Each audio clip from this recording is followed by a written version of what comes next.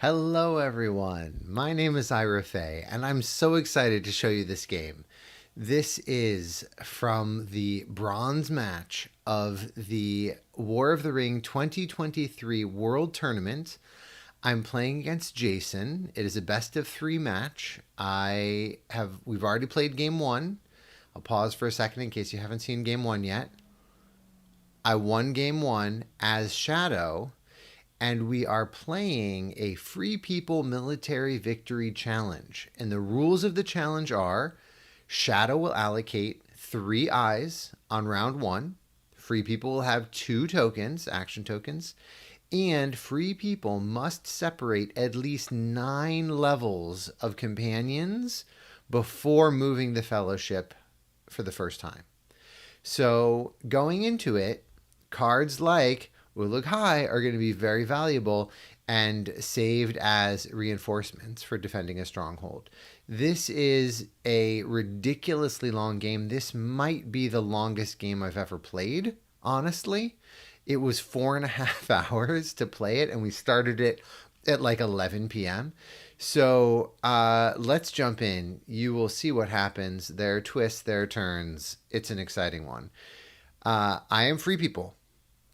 I am committed to separating companions from the Fellowship, and unlike Jason, who got a much worse roll round one when he was playing as Free People, I got an excellent roll as Free People. This is exactly the sort of roll where, in a normal situation, without any sort of agreement with Shadow in advance, if you get this roll and you can get Aragorn turn one, I think it's often worth it. You do have to give, in this situation, I will have to give Shadow a ring to be able to crown Aragorn turn one, but it's certainly worth it, at least in my opinion, and certainly if that's the rules of the game you're playing. So I start by drawing a strategy card, and my hope was to draw Fear Fire Foes or Book of Mizarble, which would have allowed me to crown Aragorn and get one of those nations to war and not give a ring.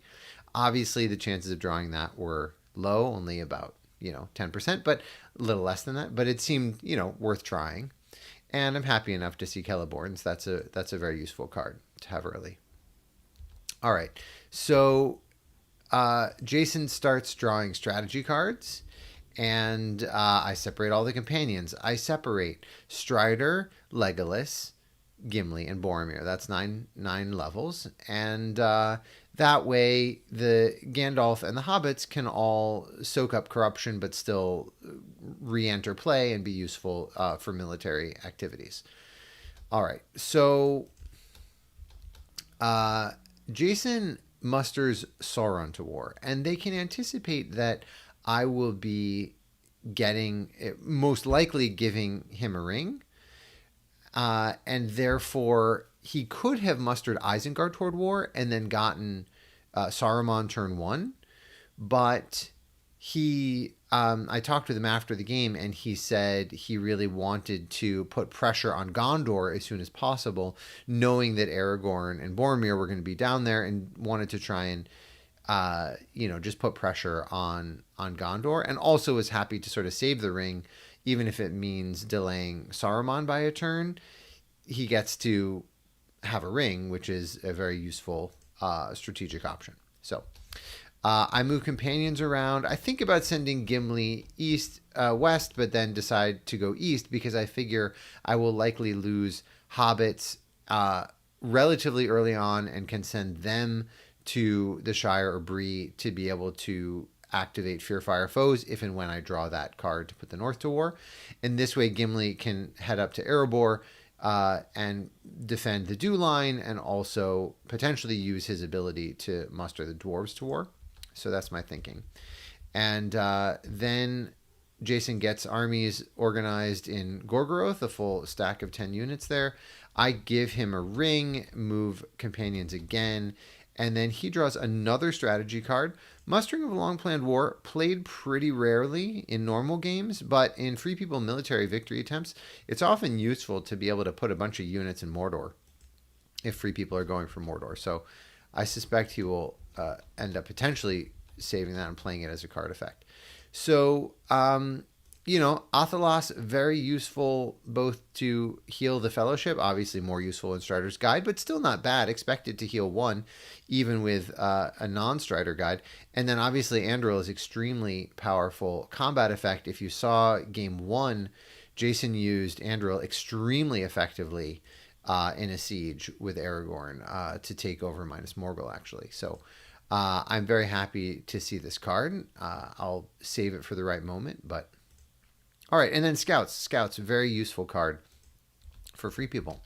All right, Jason allocates no eyes, which is obviously correct if you know your opponent is going for a military victory attempt.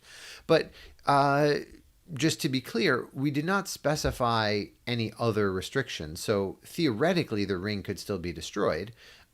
Typically, if you remove 7 or 9 levels worth of corruption protection from the Fellowship on turn 1, maybe you won't be able to destroy the ring as easily, but it is allowed. And I think just as generally, whenever you're going for a military victory attempt as free people, still having some hope of ring destruction alive is useful, because unless Shadow gets extremely poor rolls, if all they're trying to do is defend militarily, they probably can, if they don't ever have to worry about you destroying the ring. And similarly, if Shadow has no worries that you will ever go for a military victory, they can certainly stop you from destroying the ring by allocating, maximum eyes every round. And so I think one of the beautiful things about War of the Ring is this tension between the military side and the ring side, and there's an ebb and flow and push and pull that changes. It's not always consistent for every turn of the game. You can vary it. All right. In any case, I am okay with this roll. Obviously, 3 Palantirs is a little more than I would like. Because Shadow does not yet have a minion, I can't really get Gandalf the White unless I want to separate him. And I'm not in such a rush militarily that I want to do that.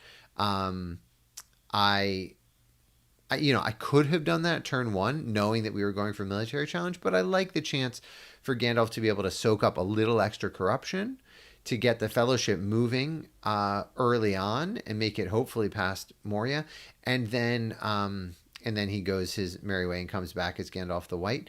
I'm not sure if that's right. I have seen other players just separate Gandalf early on, turn 1, and then just turn him from gray to white without ever killing him. So given that I rolled all these Palantirs, it's obviously pretty nice to have Gandalf in the Fellowship. I'm going to get to draw a bunch of cards. I'm happy to play Eomer. I'm happy to play Celeborns. That's going to be a total drawing of 3 other strategy cards. Hopefully I'll get something else that I want to play, and these Palantirs won't go to waste. All right, I start by playing Eomer. I don't know, maybe I should just play Celeborns. This is super minor, but I think it probably was better to play Celeborns. Because I get to draw 2 cards instead of 1, and I get to see what I get, and it'll help me plan out my turn better. Anyway, I redraw into Círdan's ships. Not useful right now. Because Legolas is in Lorien, I know that even if I don't end up having another playable strategy card, I can always turn any of these dice into a muster that works both for Gondor and for Lorien and for elves. So...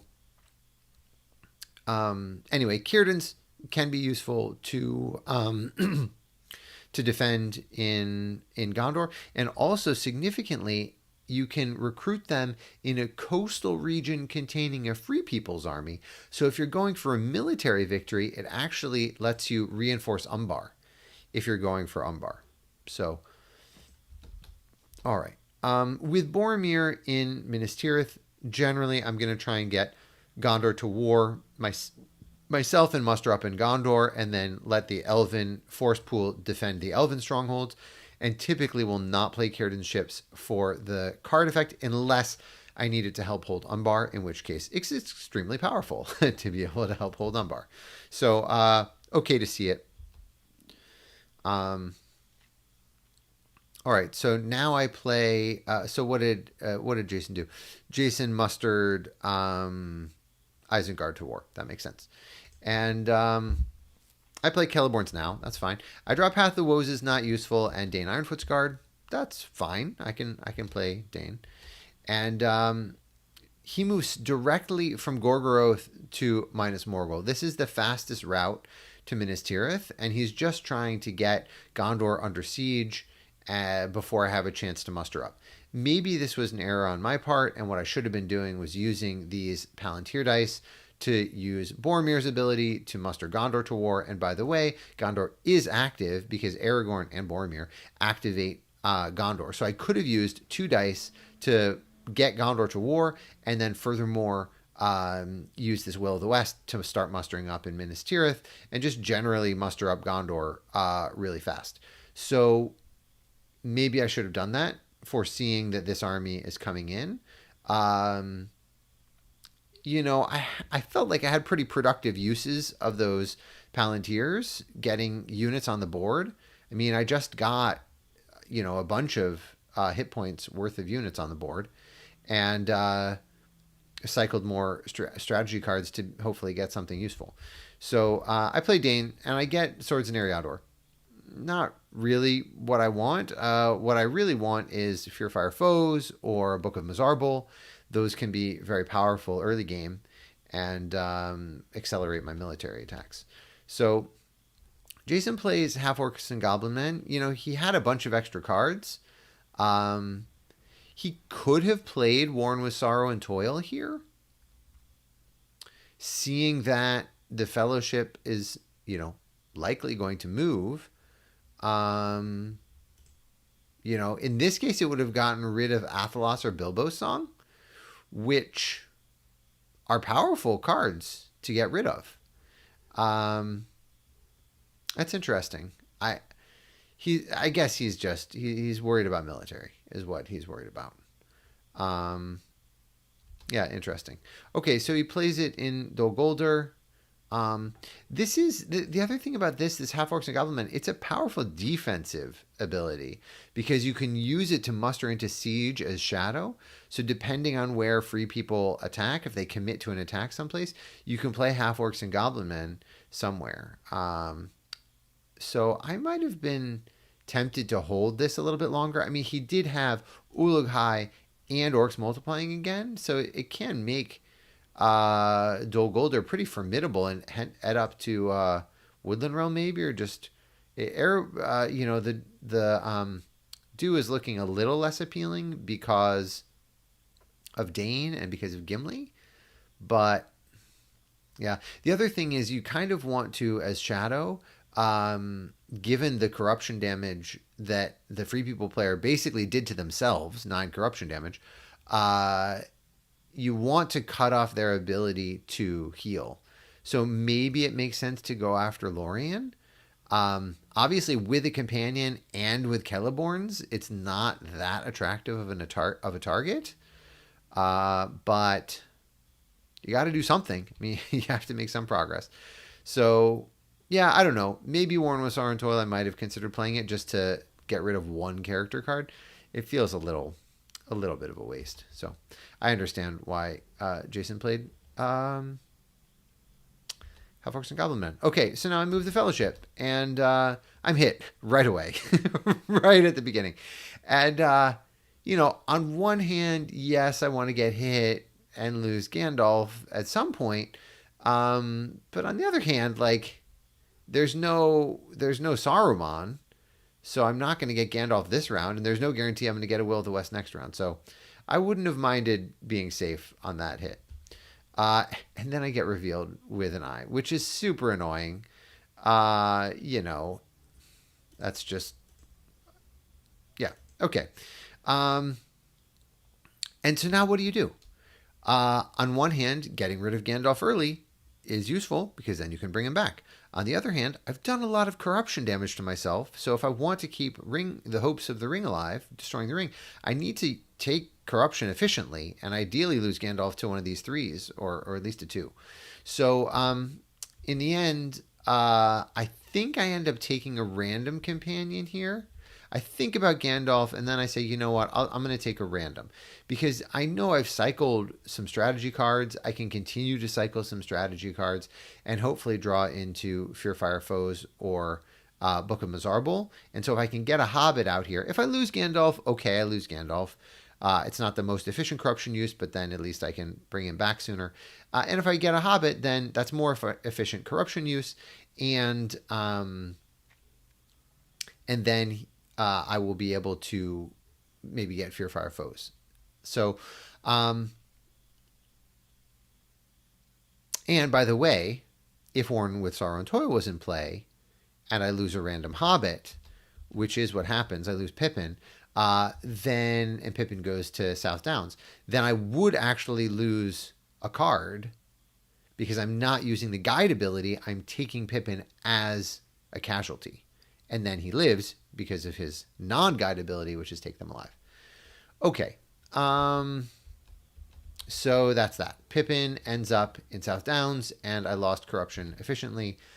My opponent, Jason, gets Saruman in play, and now I hide the Fellowship. I should probably speed up this video because if I analyze it at this depth at every round, we're going to be here for a really long time. All right, they play On, They Went. Very reasonable. All right.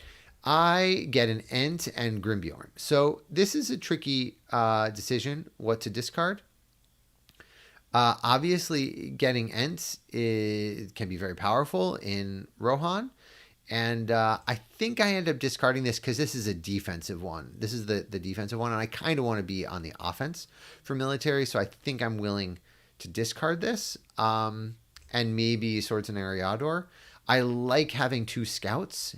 Jason probably will not expect me to have 2 scouts so early, and scouts are just a very powerful defensive technique. If you need to run with Aragorn, or if they try and attack you, it's very flexible. So I get rid of Ents and Path of Woes. Interesting. So I kept Swords and Eriador, I guess because I wanted to have the option to cycle, because that's literally my only playable strategy card, assuming I do not want to play Grimbeorn as the card effect, which I don't because Scouts is too good. And also Spirit of Mordor. Scouts is just an incredibly powerful combat effect when you're going for a military victory. Also when you're playing defensively, a normal ring victory. But yeah, there are going to be army attacks all over the board all the time. So Scouts can be very useful.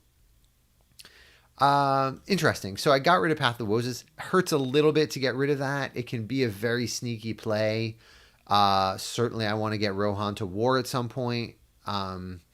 So I do like it, but I guess I was just worried about not having any strategy card to play. Might have been a mistake. Sudden Strike is a better combat effect in advantageous position when you're going for active military because advantageous position only works on the defense. It doesn't work if you're attacking Shadow Strongholds. So, all right, that might have been a minor inaccuracy there. All right, allocates 1 eye, rolls 1 more. I get this ridiculous roll. So when you're trying to kill off Gandalf, like, what more can you ask for? Like, I think this is a perfect roll. Maybe a muster, I guess, but like this is perfect. It's great. So I'm just gonna move and move and move and move until I can kill off Gandalf, and hopefully I'll kill him off to a 3, and then I'm gonna get him on turn 3. So turn 1 Aragorn, turn 3 Gandalf is very good. That said, I have to be a little careful because Jason has 5 attacks here, and a ring, so effectively it could be 6 attacks. This army in Minas Morgul can come besiege Minas Tirith, and I do not want to get Aragorn trapped in a siege this early on. I have dead men to play, I have shenanigans to cause. I'm not going to let him get trapped. So I need to plan on saving a character die, potentially to moving Aragorn, or fighting a field battle in Minas Tirith, and then retreating with scouts to Las Arnach. But I have to be careful that he won't get surrounded. So here we go. I start moving right away instead of passing because I want to see how the hunt goes and when I manage to kill off Gandalf. So I move and I get hit right away. I wouldn't have minded 1 more safe move. I'm getting hit every time. And again, it's a 1 reveal, which I do not want to see because now I'm going to waste this character die. Instead of being able to run away with Aragorn, I'm going to hide the Fellowship. So I could take a random here, but instead what I decide to do is take 1 damage directly because I can heal it in Lorien, probably, assuming Lorien doesn't fall too fast. And I know that I'm going to be able to hide and move again.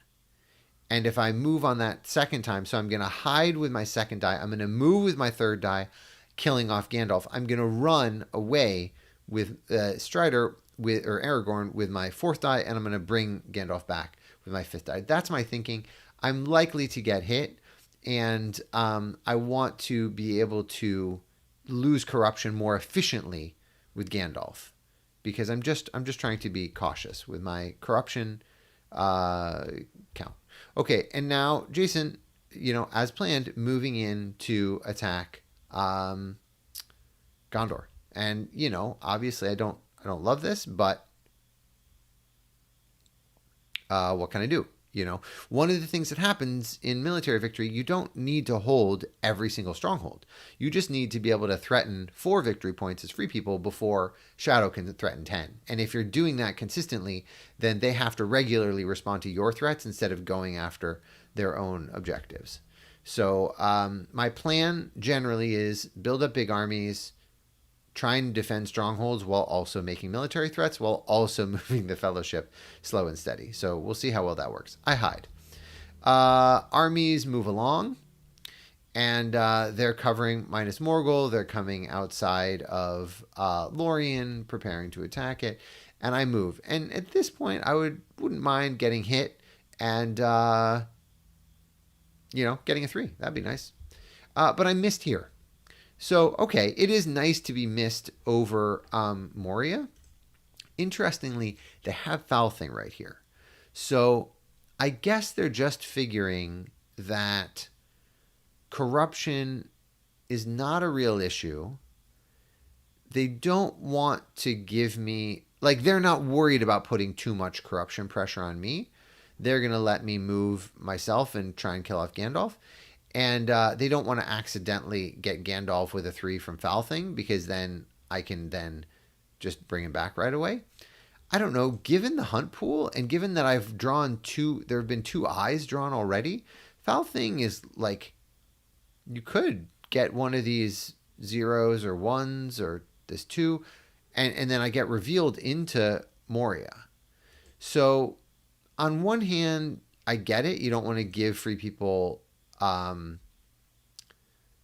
Gandalf turn 3, and you want to threaten to take to basically put a lot of pressure on Strider and Gondor. So I get it, but this was a very interesting decision point. There were a few ways that Shadow could have put even more corruption pressure on the free people, even after the military. And I think this often happens with military, that Shadow needs to deal with the military threats. If they continue to put total, devote many extra dice to dealing corruption damage, then free people will sort of draw ahead in the arms race. And so it is definitely a balance. Okay, anyway, so notably, they had Foul Thing from the Deep. They could have played it here with a 5. He could have played it with a 5 out of 14 chance of revealing the Fellowship and getting an extra tile. But instead, focused on military to take out, to trap Aragorn. Because he sees that if I move again with this character die to try and kill off Gandalf, then Minas Tirith could be besieged. So, Osgiliath gets attacked. I do not play my scouts now. I'm saving them for Aragorn to be able to survive these attacks. There are possibly 3 attacks coming at Aragorn, and probably 5 hit points with advantageous position is probably enough to keep him alive. And I really would love to get Gandalf this turn while I have this Will of the West. But I definitely need to save the scouts for that, and just hope that these units in Osgiliath survive. They do not. They are slaughtered, and they do no damage back to these orcs. All right, and now I move the Fellowship again, because I would really like to know if Gandalf is dying this round. If I get missed again here, or somehow Gandalf does not die right now, then then I would love to know that I have this Will of the West available to keep Aragorn alive. So I move a third time. I did manage to move 3 times this round, and I do get hit, and it's a 0 reveal.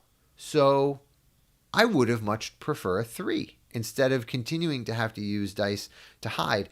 And by the way, these character dice, like, those are straight up musters. I could be mustering elves to war. I could have been mustering Gondor to war with a single character die, and then any other die after that. I can be mustering dwarves to war. So these reveals are costing me. They're slowing me down. I have productive uses for any die.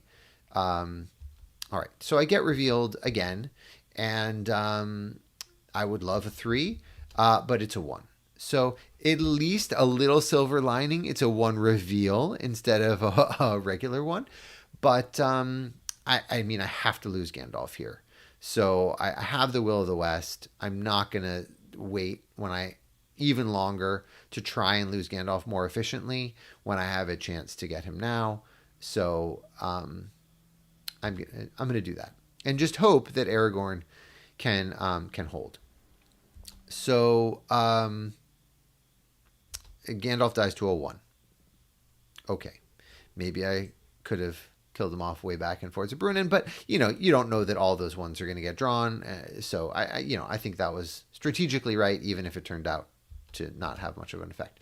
All right, now my opponent, Jason, moves 1 army into Druiden Forest, and then 1 army from Far Harad to Near Harad. And I was quite nervous seeing this Druiden Forest move, because if Jason also moved a unit instead of Far Harad to Near Harad, but into Lasarnach, now Aragorn is surrounded, and my scouts does not work because there's no place for me to retreat. Even if I'm willing to move out of Minas Tirith and give up 2 victory points, which I would have been willing to do, they can't. So the reason why they did this was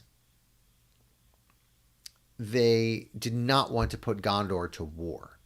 So if you take Lasarnach, then Gondor is at war, and then I can use the Will of the West to attack out with Aragorn to Druiden Forest or to Lasarnach, and then if I have a scouts, it's just this army is loose and it's a mess for Shadow. So basically what he's trying to do is contain Aragorn to Minas Tirith, either going into siege, which would be great for Shadow. I'm not going to do that. Or counting on me having 1 scouts at this point, I'm going to play scouts to Lasarnach, but then he'll be able to attack me again and sort of contain me. And so that's what this army is doing, coming up from Far Harad to Near Harad. So I think this does make sense.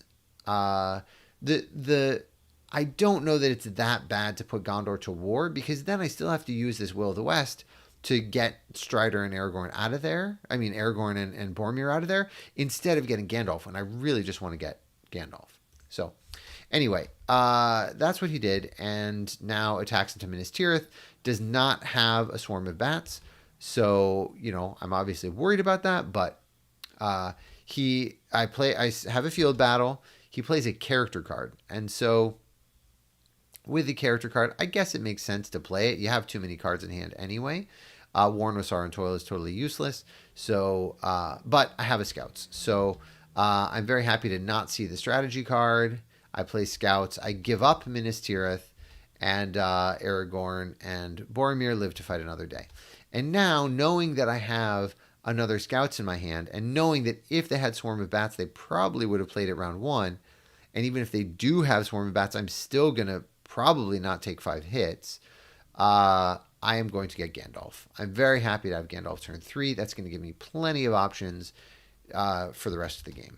So, also my opponent, right. So there's a nation at war, which is Gondor, and they have not yet gotten the Witch King. And they could be using this ring to get the Witch King, but I suspect they're going to try and take out Aragorn. And they do. So they attack Aragorn. I joke about attacking from Minas Tirith, but obviously they're attacking from Osgiliath. And then they play this Deadly Strife, but I have a second scouts. So they really had some real chances of taking him out. And I understand why he would use the ring at that point. but I have 2 scouts. I drew 8 cards. I don't know exactly what the odds are of having 2 scouts, but I had eight strategy cards. So, all right, a little sad for Shadow to see the Deadly Strife be used to no effect, and now Pelargir is just going to be very hard for Shadow to crack. It's going to take a lot of reinforcements. The Southrons and Easterlings aren't at war. I can muster up now.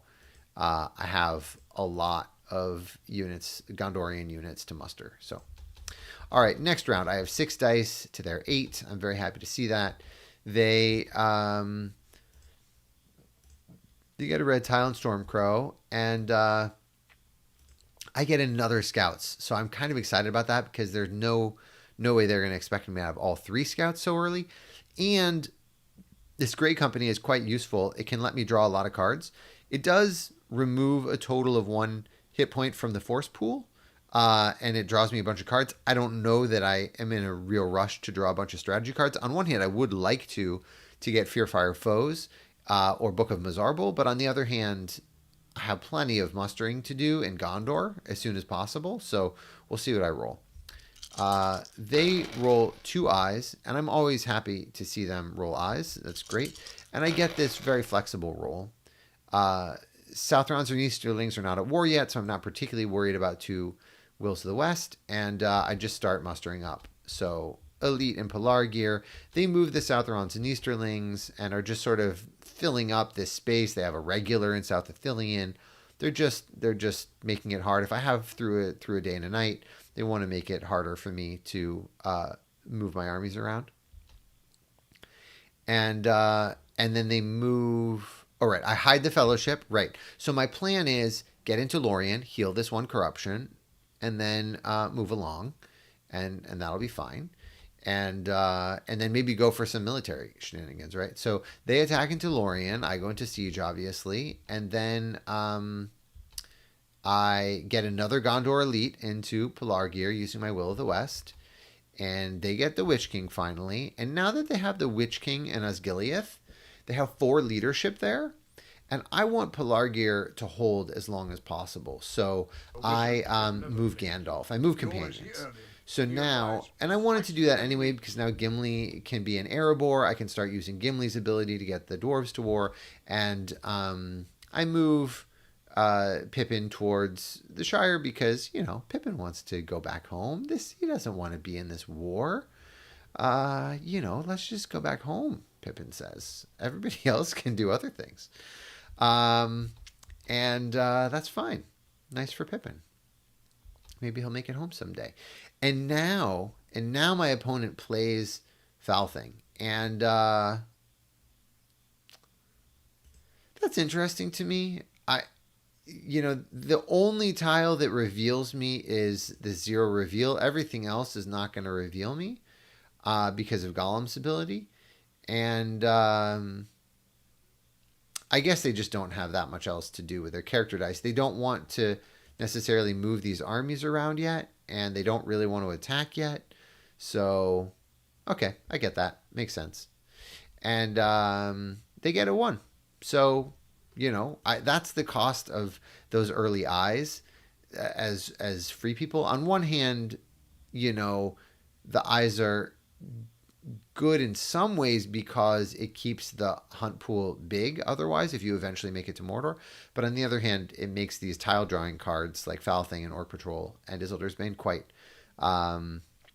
just more likely to hit. So this is really the perfect tile to draw on Falthing, but I only have Merry left. So Merry obviously separates to Parth Celebrant and will allow me to get him into Fangorn with the next character next time I move companions around.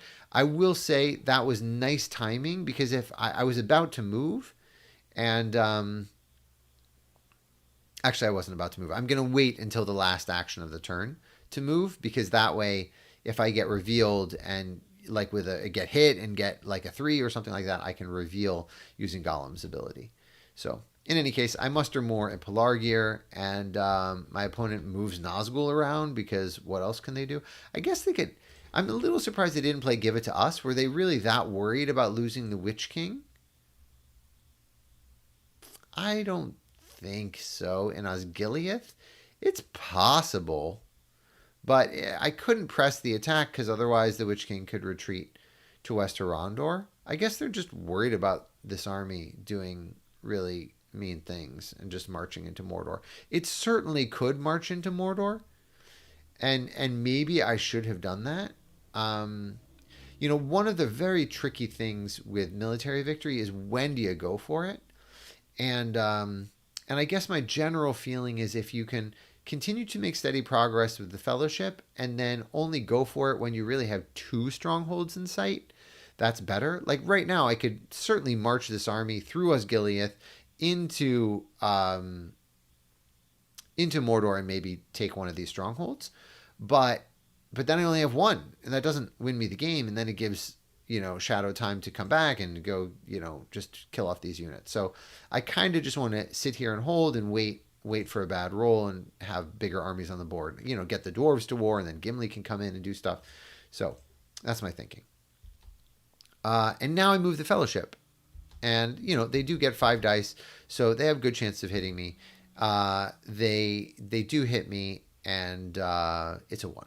So on one hand, I would rather not get hit at all. Like the 1 is just a beautiful tile when you have Gollum as guide. But like for Mordor, right? I want to leave these in the pool in Mordor. But whatever, that happens. So I get hit, and they get a reroll, but he gets a reroll, but it doesn't matter because an eye tile wasn't drawn. So anyway, I take the corruption, and my plan is just to heal in Lorien for a couple turns. There's no way this army is taking out Lorien anytime soon, so I'm going to be able to heal twice, and that's fine. Okay.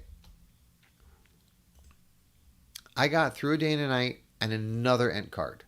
So this is a really tough choice for me, what to hold and what to keep. Obviously, with Gandalf now in play, and I can easily get Merry to Fangorn, it would be nice to have Ents, and this Ents Rage card is quite good.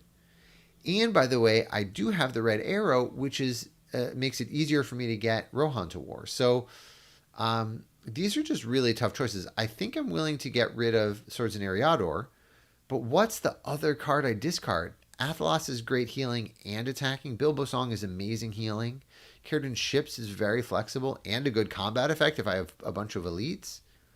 Grey Company is really good defense. I have 3 companions here now, and it draws me strategy cards. Man, I just don't know. I think I end up getting rid of Swords in Eriador and Ents. Swords in Eriador and Ents, yeah. And my opponent, by the way, got rid of Give It to Us, which I guess they're just thinking there's no way he's making it to Mordor, but like Lidless Eye, yeah, he could have played Give It to Us last round.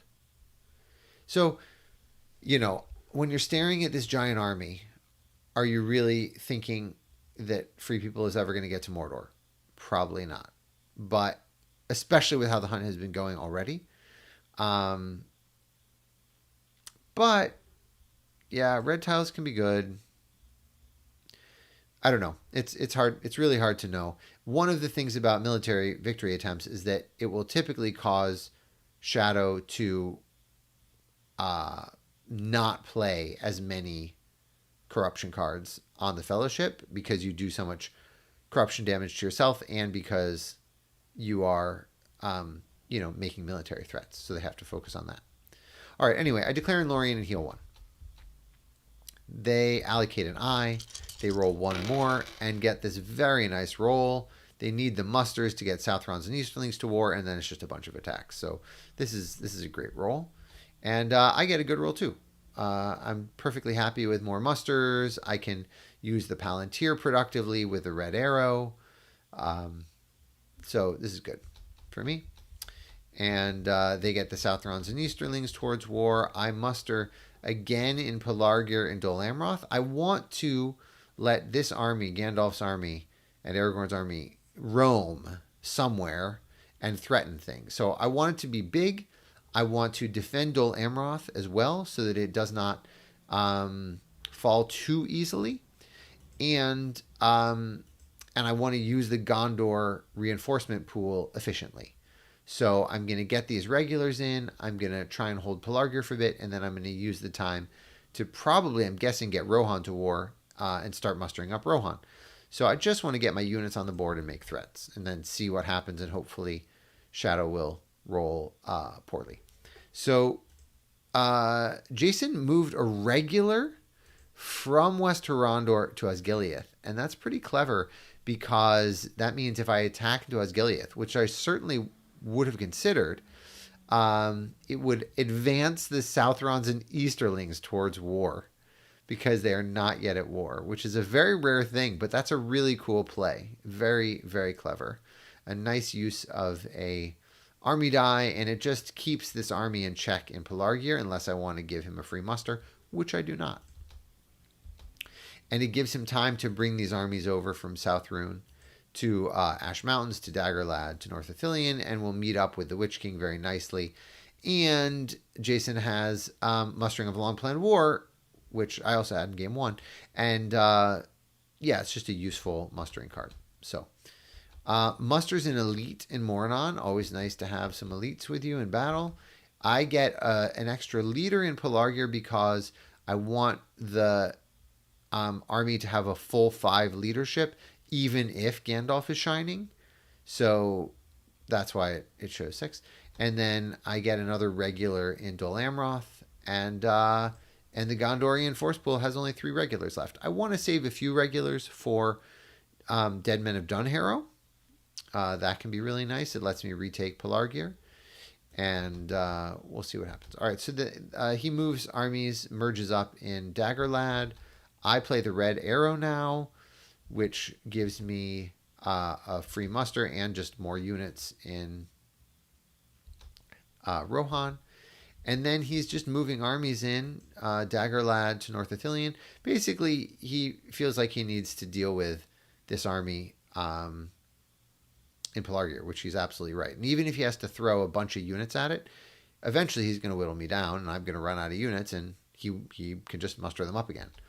So I muster Rohan one more towards war with that Will of the West, and then he gets the Southrons and Easterlings to war, and now I use Gimli's ability to get the dwarves to war. So I'm not super worried about getting the elves to war. First, I think to get the dwarves to war. Maybe it would have been better to get the elves to war. I'm not sure. I went with the dwarves. All right, and then he attacks from West Horondor into Pelargir. Gandalf is shining. He has only 5 dice, no rerolls against a 6, and I have 10 dice on 5s. So, he doesn't play a card, and I play Círdan's ships because I want to damage this army as quickly as possible so they stop attacking me.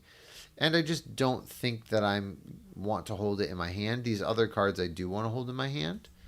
So I get 2 hits on the pre-combat from charge, and I get 3 more hits on my combat roll, which is close to what you would expect with 5 dice with 5 rerolls hitting on 5s. So I did 5 damage that round of combat, and they did none to me because they didn't roll any 6s. So this is the power of having Gandalf there, and this is the power of being in Pelargir, because I can muster back after they... I mean, I am limited in the amount of mustering I can do. I only have 3 more hit points left, but I can muster back. So that, in many ways, is better than trying to defend a stronghold, because I can't muster in a stronghold once I'm in siege, and if I'm not in siege, they hit me on a 5 or 6 like anywhere else. So Pelargir, Dale, Edoras, the Shire, these are useful places to hold to hold the big army. All right, he plays a strategy, a character card here, which makes me a little nervous. Okay, Words of Power on Gandalf, so he gets 2 extra rolls and hits on a 5 or 6. Gets 1 hit against me, and I get 4 hits back. So that army and those 2 Nazgul are annihilated. I just did 9 hit points of damage and took only 1 in return. So obviously that went my way. Happy to see heroic death. If I needed to heal more, I could heal more, but I don't need to heal more in Lorien.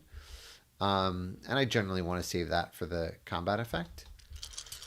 All right, allocates no eyes, which is correct because I didn't move, and rolls 2, and then I get, again, this very flexible roll. So I use the Will of the West to muster. I just want to muster, get units on the board, make threats. And then he plays Stormcrow on the dwarves. I don't mind losing this regular because I want to muster up the dwarves, get them to war. Also, by the way, I would love at some point to see Fearfire Foes or Book of Mizarble. That would be very efficient. And he draws a strategy card. I move the Fellowship because the Fellowship is healthy. And so my strategy is move once a turn. Just move once a turn. And he does get 3 dice. He hits me and draws a 2. So, it would be nice to not get hit when I move, but, that's how it goes. So, the 2. I really thought about taking 2 and then declaring again in Lorien at the start of next round and just healing it up, just waiting 2 more rounds. Maybe that's the right play. Instead, because he only has 1 character card and he only has 1 Palantir, I just thought, you know what, I'll just take the 1 corruption. I do have Bilbo's Song in hand. I do have Athelas in hand. And I want to be making progress. So, excuse me. So that's my plan. We stayed up until 4. I was up until 4 a.m. last night playing this game. So I'm still a little tired, but I wanted to do the video. All right, here we go. So I reveal. I'm using Gollum's ability. I saved 1 corruption so far with Gollum. Let's try and keep track. I'm revealed in Parth Celebrant, but I have the dice to hide again. So reinforcements in Orthanc. I hide the Fellowship. They muster in Umbar. I muster Rohan to war here because I would like to start mustering up Rohan. Just I'm close to out of mustering pool in Gondor, so time to move to a new faction and nation and start to muster there. So because Rohan is now at war, they attack into the fords because they don't, I guess, want me mustering up too much in Helm's Deep. And they play Deadly Strife, which is really nice. It's a great play there. And wipe out Fords of Isen. I would have loved to keep those units alive in that leader, but that's how it goes. They only move 1 regular unit into Fords of Isen. I guess they're just worried about Ents, because at any point I could move Mary into Fangorn. So,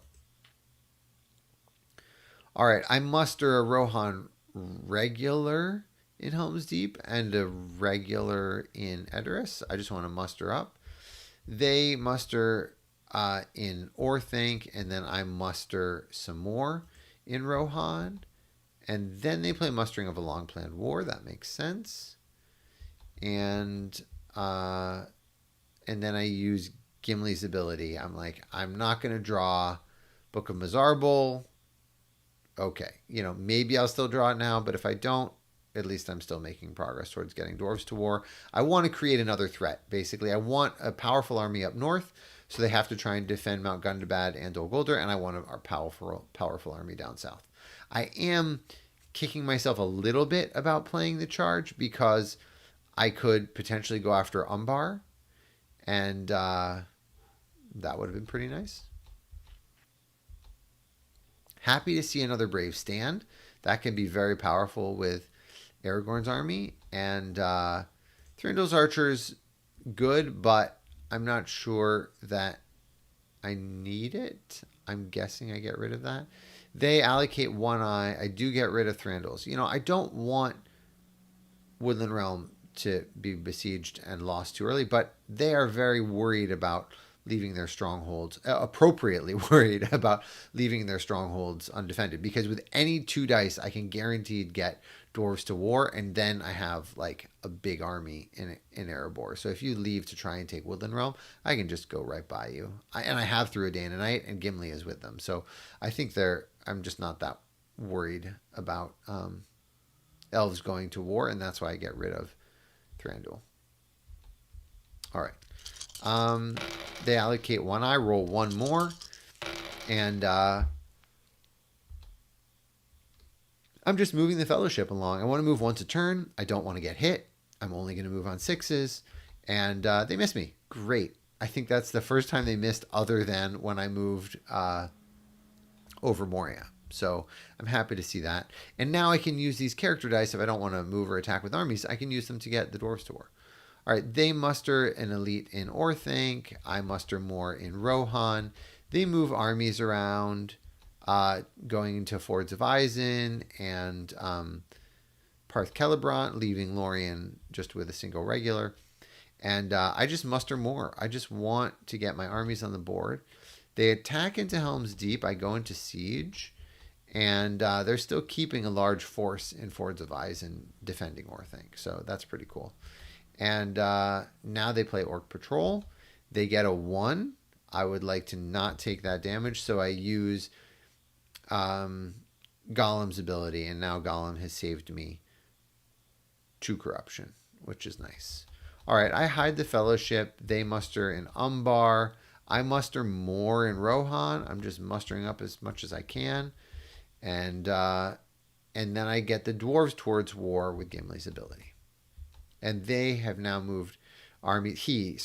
Jason has moved armies into Druden Forest and Eastham-Net. And I'm realizing, oh no, this army in Edoras, while good, is not good enough to stand against the Witch King. Or at least, even if it trades 1 for 1, it's going to get beaten up. So I wished that I had maybe saved an end card. I don't know. It's hard to imagine how to have saved that. Also, maybe I could somehow get my companions up to help it with these 2 brave stands. But it's hard to figure out exactly how to do that. And my opponent knows I have no more scouts. There are no scouts left for me to play. So they can play big combat effects. And other than the single end card or daylight, they can inflict a lot of damage. Challenge of the King, very useful. I can get rid of some eyes, but eyes have already been pulled out of the hunt pool, so I'm not sure that's so effective. There are only 8 tiles here, so I could possibly get some of those eyes. It's obviously better to play Challenge of the King when you have the red tile in the hunt pool. All right, I don't know what I get rid of. This is a tough call. I get rid of Help Unlooked For and Heroic Death, which I hate to get rid of that. But I guess I just deem Brave Stands as more powerful. And they got rid of Lure of the Ring, which, okay.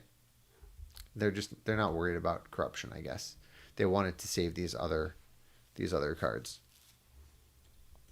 All right. Allocates and I rolls 1 more. I get a very flexible roll here.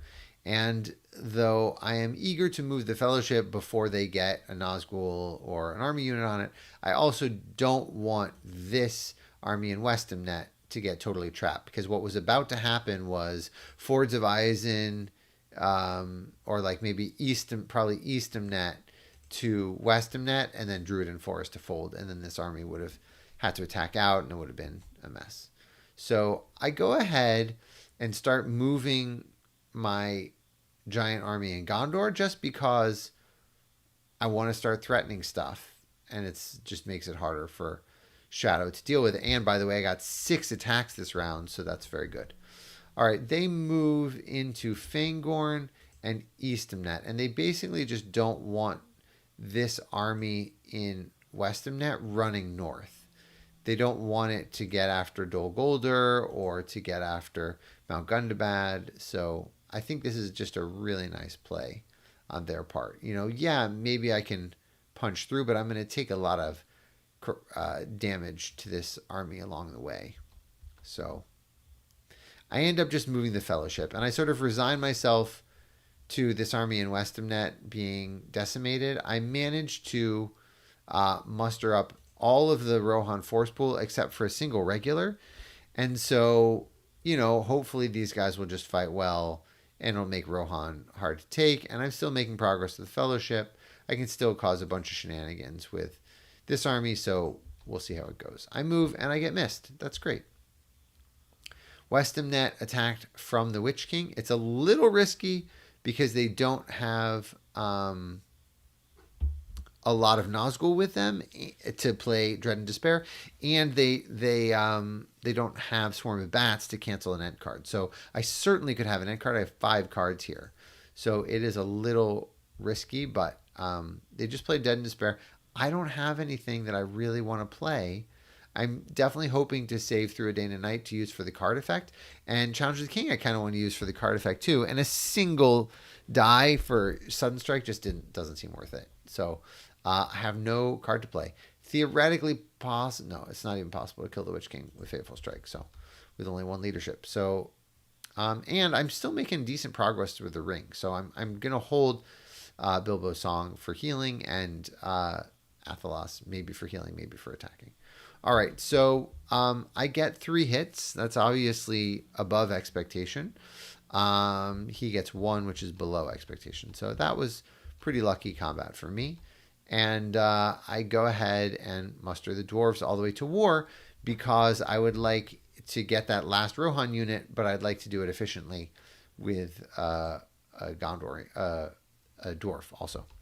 All right, so they attack Westamnet from Fangorn, and here we'd expect them 5 dice, like 1 or 2 hits, and they get 4 hits. So that's bad. Like, I don't want to be taking damage like that, and at least I get 4 back. So that's pretty good. And then he presses, and I think he did that because he wanted to get an elite back into the force pool so that he could muster just more elites in Orthanc. So I stay. I do 1 hit to him. He does none to me. And now he stops. And now this army is just kind of sad. It's hard to know what's going to happen to it. I decide to attack Umbar because it seemed possible. And what else am I going to do? I could maybe muster. I don't know. This is a little weird. I was worried that Jason would just throw the army in Osgiliath at the West Harandor army and just dish out some damage because I really don't want to generally be doing battles when I'm getting hit on 5s. I would much prefer to do battles when I'm only getting hit on 6s. Anyway, they move armies around. They're coming in to take out Gandalf. And this is the moment where if I still had Path of the Woses, I could teleport this army from Westamnet to Osgiliath. And it would cause a lot of trouble for them, I think. So I get a Dwarven Elite in Erebor. It's fine. And I attack. They attack into into Umbar. And I get 4 hits and they get none against me. So rolling hot with these Gondorian units, and then he gets 1 hit against me, and I get 2 hits back, and then he stops the attack, which I think is right. Musters in Dol Guldur. I guess he's just afraid of the dwarves, and he wants to get ahead of that. And I muster more, so I have 11 hit points plus Gimli up there, and I don't have any more elites to muster. The Dwarven force pool is not that big. All right, I get another Ent, and I really don't think I can get rid of this Ent. I have to save 1 as a threat, and so I probably get rid of Power of Tom Bombadil, and then I think I get rid of Challenge of the King. Yeah, which is sad because I would have liked to play it, but you can only play it if you're in a Gondor Rohan region with an army. So, yeah, I couldn't have played it until later if I managed to move Strider someplace, but I don't know exactly when or if that's happening. So that's why I got rid of it. even though the combat effect is pretty good too. Allocates 1, I rolls 2 more. I get a pretty flexible roll. Let's see what I do. I start by getting another mustering. So I'm mustering a leader in Erebor and a regular in Iron Hills. He moves armies around. I muster more dwarves. He attacks into Umbar. This is a 10 hit point army with no leadership. And I don't really have great cards to play. Maybe I should play there and back again here. He plays a strategy card. And it's, what do you expect him to play here? There is Desperate Battle. There's Deadly Strife.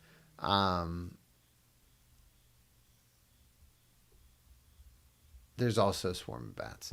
So, Swarm of Bats, if I don't play a card, does nothing because he does not have a leader reroll. So this is a lot of boldness, and I think it's really well played because in the end I play Brave Stand, which is an incredibly powerful defensive card, and he cancels it with Swarm of Bats, when if I had just not played anything, he wouldn't have gotten any bonus. Anyway, so he gets 1 hit against me, and I get none on 10 dice. That is quite unlikely. I don't know how unlikely it is to get no 5s, but we do know it's 2/3 in parentheses to the 10th.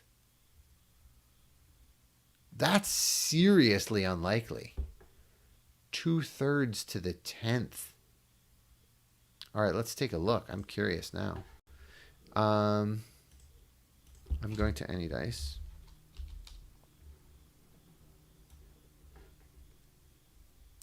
Can we see this? All right, look at this.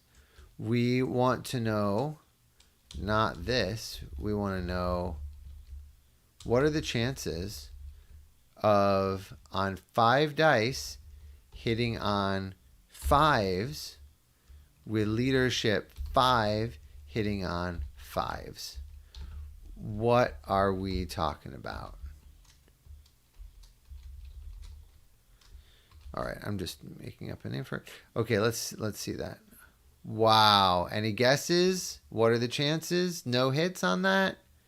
It is 1%. 1.73% chance of getting no hits against that army on 10 dice. We would expect on average, the average is this 2.78. So okay, whatever. Eventually, over a bunch of dice, you might get an unlucky roll, a 1% roll. All right. How much does 1 hit point really matter there? I don't know. I stay and note that this army cannot retreat. I cannot retreat anywhere with this army, so I have to win this battle. And I'm like, oh yeah, I'm a little nervous now. And he gets 3 hits against me. How lucky is that? I don't know. And I get at least 3 hits back, so that's good. And then he gets 4 hits against me, and I get 3 hits back. So this army in West Arondor is getting way above expectation, and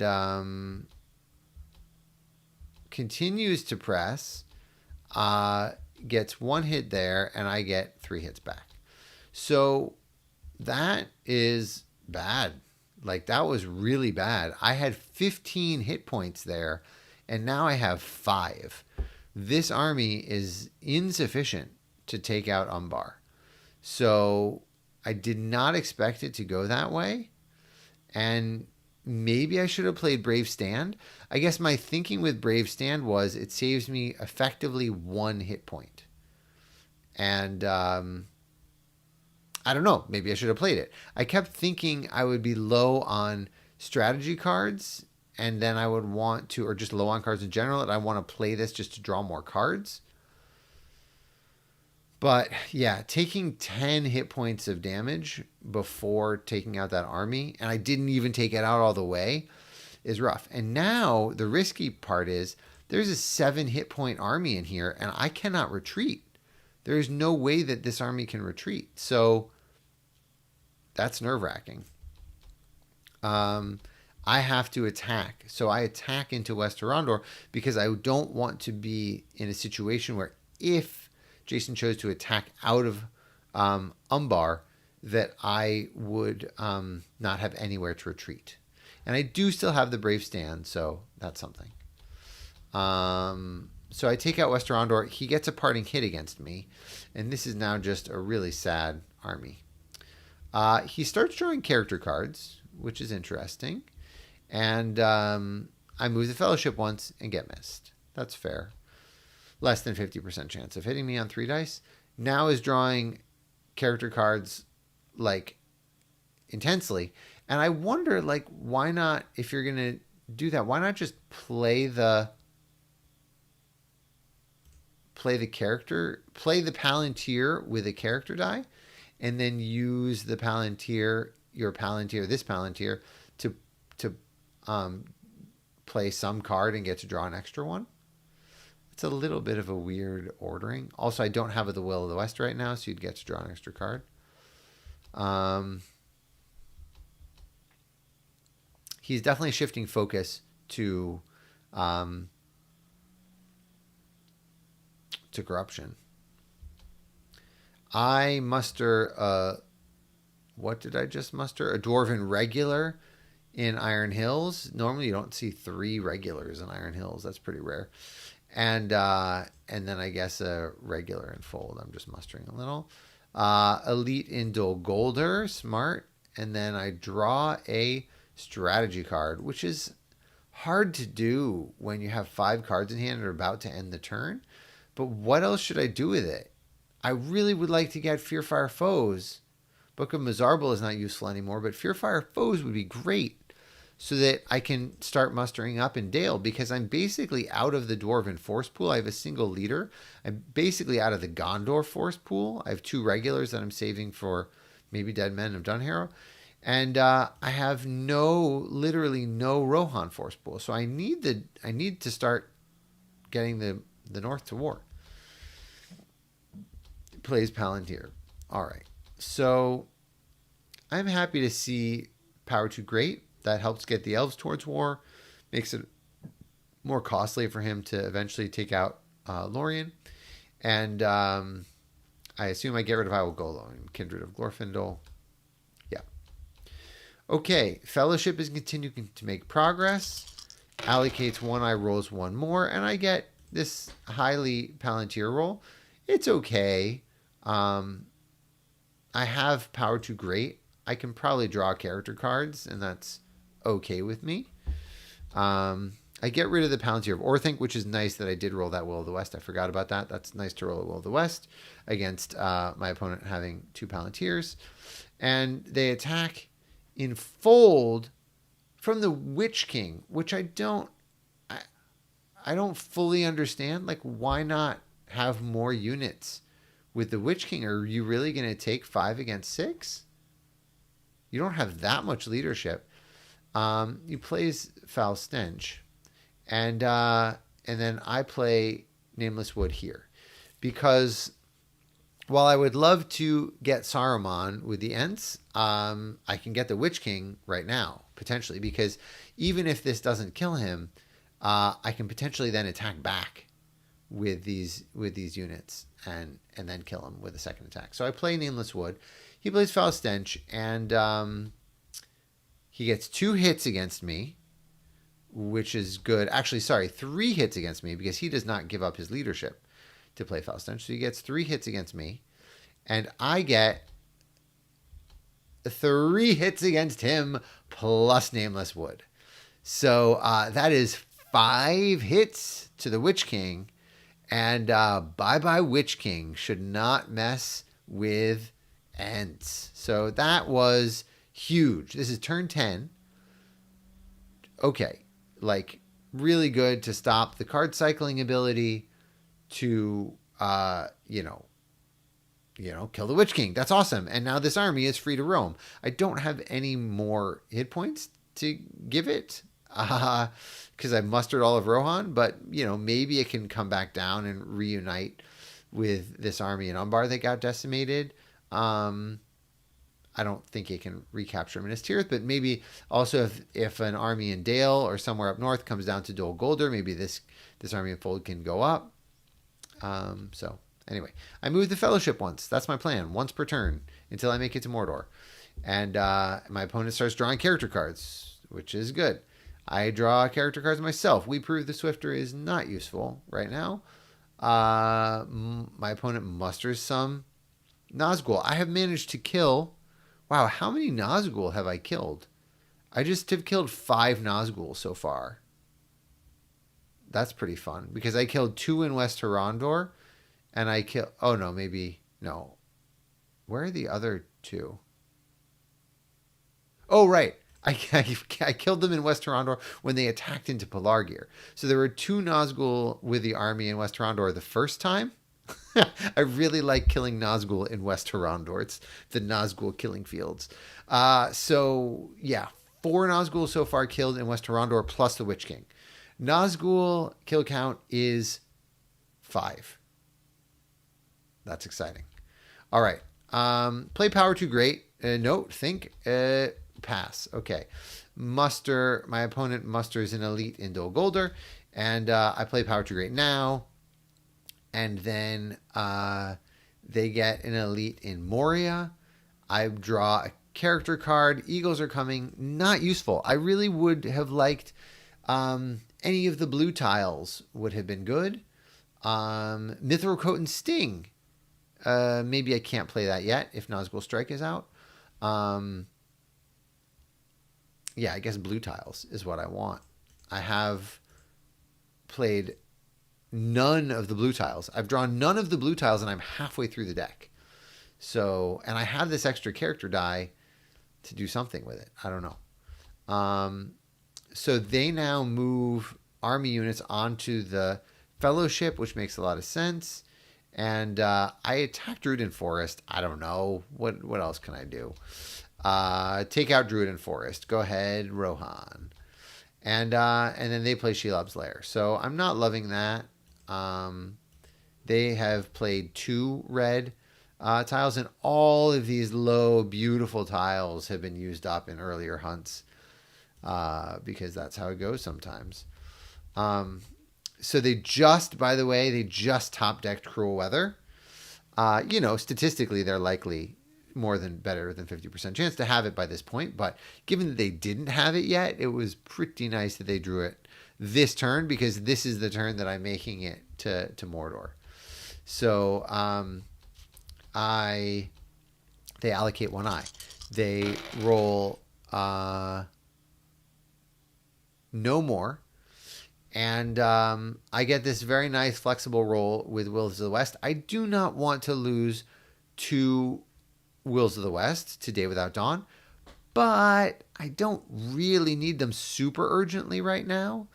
And as long as I move the Fellowship once, I'm okay. I'm going to try and be stingy with my rings as much as possible. If they ever get a bad roll, maybe I can, do something exciting. At the moment, because this army in Umbar got decimated, I can't really do anything super exciting. But I did get 6 attacks, so I have a lot of flexibility. Anyway, I move the Fellowship, and I do not get hit on a single die on a 6, so that's fair. And they move armies around. I play Elven Rope. I'm happy to at least get 1 blue tile in there. They're moving armies around more. And, did I draw? Oh, this was the turn I drew Fearfire Foes. Okay, well, that's cool. So I finally got Fearfire Foes. They got Cruel Weather. Let's call that even. We were both trying to probably get to that card. So I'm very happy to see Fearfire Foes. This is going to be extremely effective. This army is coming down from Mordor to try and finish off Gandalf and Aragorn and Boromir. And I will be able to reposition them to safety and then get the North to war, and then use these musters very effectively in Dale, since I'm basically out of mustering in other places. So this is good for me. And now that there's no place for this army to retreat to. They weren't going to take out Umbar anyway. I would have taken a lot of dice to sort of merge up. I did think at the beginning of the turn, could I get to like this army, Druid Forest? Do I want to move out of Dol Amroth? I haven't seen Corsairs yet, and I like giving the Fellowship as much time as possible. So given that this army got decimated, I'm sort of shifting into do everything I can for the Fellowship, and more defensive holding strongholds instead of trying to go out and take shadow strongholds. Because Jason has been defending very well. I have not had a lot of openings, really any openings significantly to take out armies. If that battle in West Arondor, the second battle in West Arondor had gone into Umbar had gone better for me, then I would have maybe considered going after Umbar, but Umbar was not meant to be. All right, so I go ahead and use the army muster die to play Fearfire Foes, I think because I want to save this Palantir to draw character cards. I'm just going to draw as many cards as I can before I get to Mordor so that I can play the blue tiles before I get into Mordor. That's my plan. So Fearfire Foes, I now have a companion in Fangorn, and I have a companion in the Shire, and my leaders who are, my action dice are safe. And the other reason for saving this Will of the West is because I am now threatening Ents. Ents are turned on. And if I had saved that second Ent, I don't know how I could have saved it this long. But if I had a second Ent right now, I would be able to take out Orthanc because he attacked from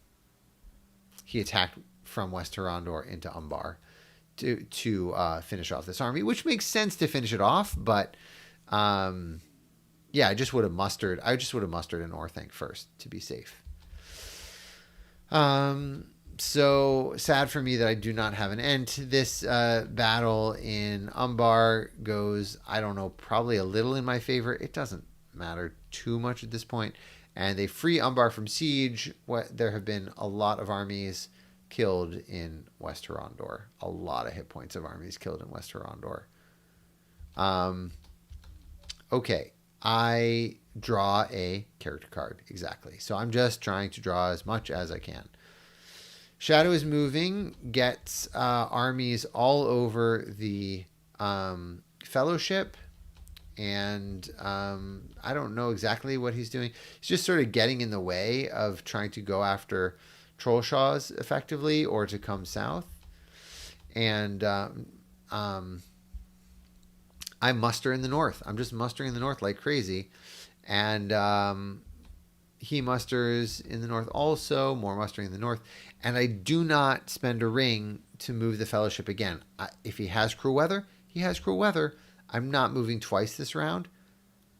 Maybe it was worth it. Instead of using that Will of the West to draw a card, I could have moved again.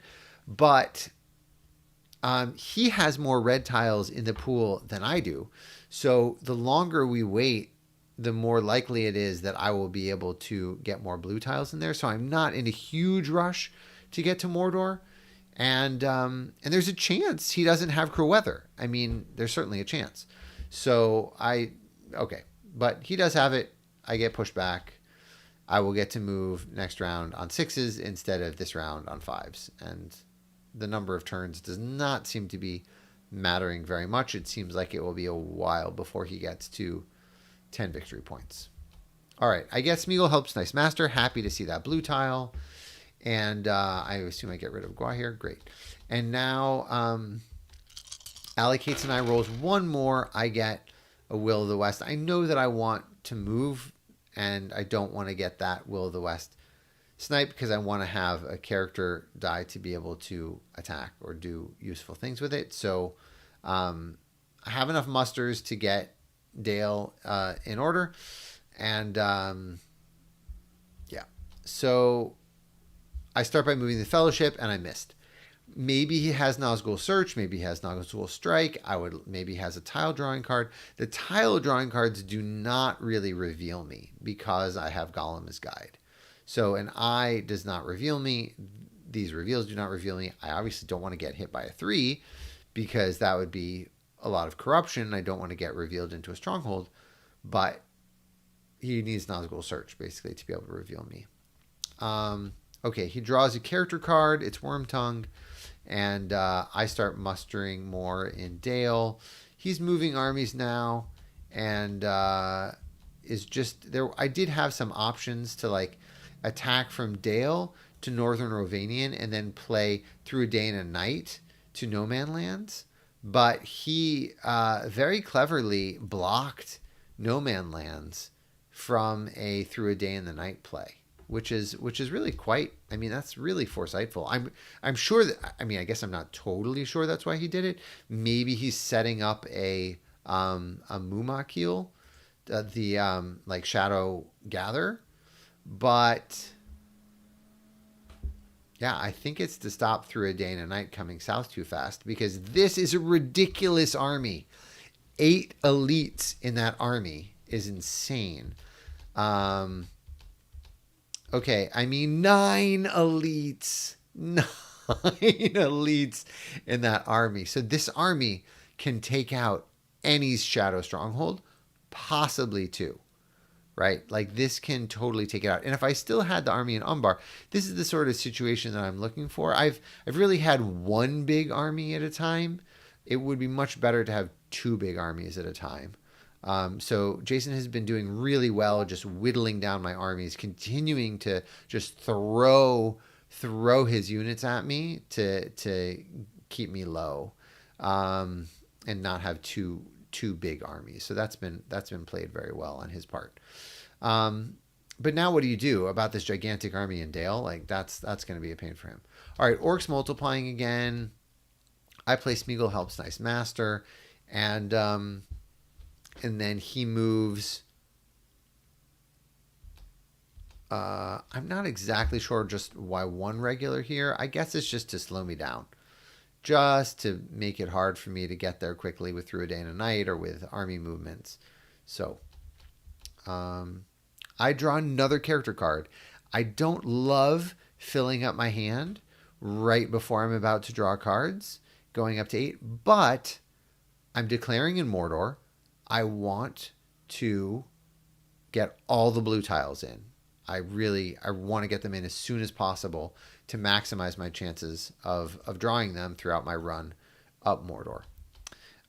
Okay, so he musters Nazgul, and at one point in there, once he drew 1 character card, which was Wormtongue, he knew that he wouldn't be able to play another one, because he didn't have any rings and he only had 1 more Palantir. So I get into Mordor, turn 13.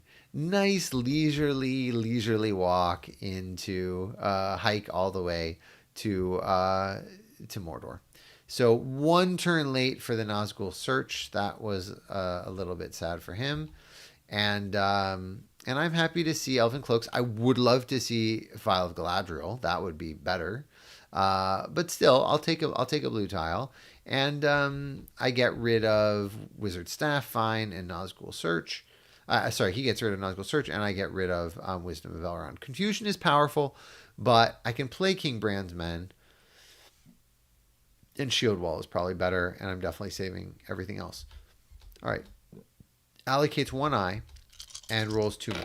So this is, on one hand, a kind of bad roll for him, but on the other hand, he gets 2 musters, which lets him get the Mouth of Sauron, and then use one of those musters to move armies if he wants. And 4 eyes is scary. You know, there are 4 eyes in the hunt pool, and so doing 4 corruption damage to me on step 1 is quite dangerous for me. And I'm revealed. I mean, I'm hidden right now, so I have to try moving, or else I take 1 corruption automatically, and it's almost, it's worth at least taking the risk. So I don't know if he was happy or sad to see these eyes. I think he's probably happy and is generally fine to go slow militarily. Yes, I have a giant army here, but it's going to take out 1 stronghold, but I don't know that it can take out 2 strongholds. Mordor is looking a little light, but he has 2 musters. He can muster up. So I start by moving the Fellowship. Oh, no, sorry. He moves the Fellowship track back. All right, I start by playing Elven Cloaks. Right. So he only has 1 Palantir.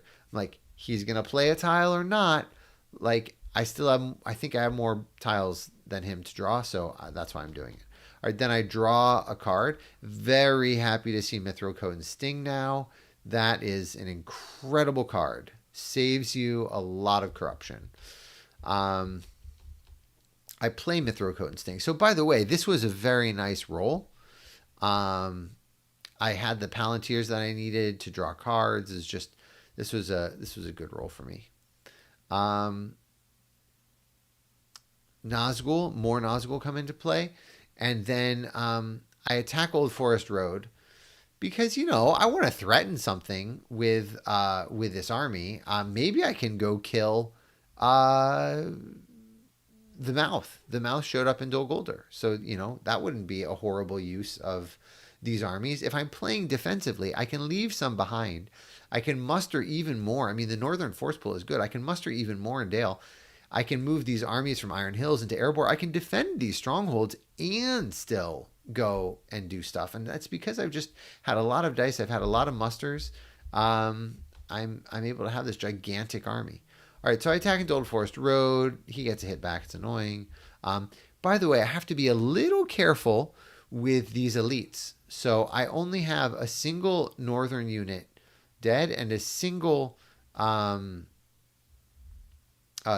unit dead. So I have to be a little careful there. All right, he plays Shadows on Misty Mountains in Mount Graham. Do not normally see that in Mount Graham. I'm thinking to myself, is he going after Rivendell? Is he coming east? It's interesting. Okay, we'll see what happens. I have to try moving the Fellowship. He does not have any Palantir left, and he has no rings, and he has no character dice showing. So I know that it's safe to move here and just see what happens. So my thinking is, because he's going, I'm going to get to go last. So anyway, I move, and basically anything other than the red tiles or the eyes are fine. I will certainly reveal myself if I get a 2 or a 3 to save some corruption. But I get an eye. So taking 4, I mean, that's just not good. There were 6 tiles that would have been bad, any of the eyes or the reds. And now, do you redraw this? And I do not, because I do not want to redraw into a red tile. And red tiles just are way worse than even an eye. Like 4 reveal is really bad, but like Shelob or 3 stop is worse because it requires a whole extra pull. Okay. Anyway, the Fellowship is revealed and just took 4 damage. That's sad. He does have Morgul Wound in play, but I waited to make that move until I saw that he didn't have any character or Palantir dice remaining. All right, and now he moves armies, and now at this point, I try for Athelas. I do not want to get hit with Morgul Wound if he does have it, which he's likely to at this point in the game. But at the same time, I don't really expect Athelas to heal so much, and I want to get cards out of my hand so that when I draw, I can play them effectively. So anyway, I play Athelas. I expect 1, and I get lucky and get 2. So that is a lucky roll, and I heal 2. Axe and Bow is not useful. I would really like to see there's another way. I would like to see the blue tile, the Phial of Galadriel, which is by far the best blue tile. And now I could really use the healing. All right. My opponent rolls, allocates Knight and rolls 3 more. And so this is why at the end of last round, I did not hide. Because the rule is you only take corruption in Mordor if you do not attempt to move or do not hide. And since I knew that I would get the first turn and I was not at risk of anything bad happening to me while I was revealed at the end of last round, I could wait. I'm probably going to roll at least 2 character movement, to at least 2 character dice. I can hide at the start of this round, and then if they did not roll many eyes, I can move so that the hunt pool is good for me.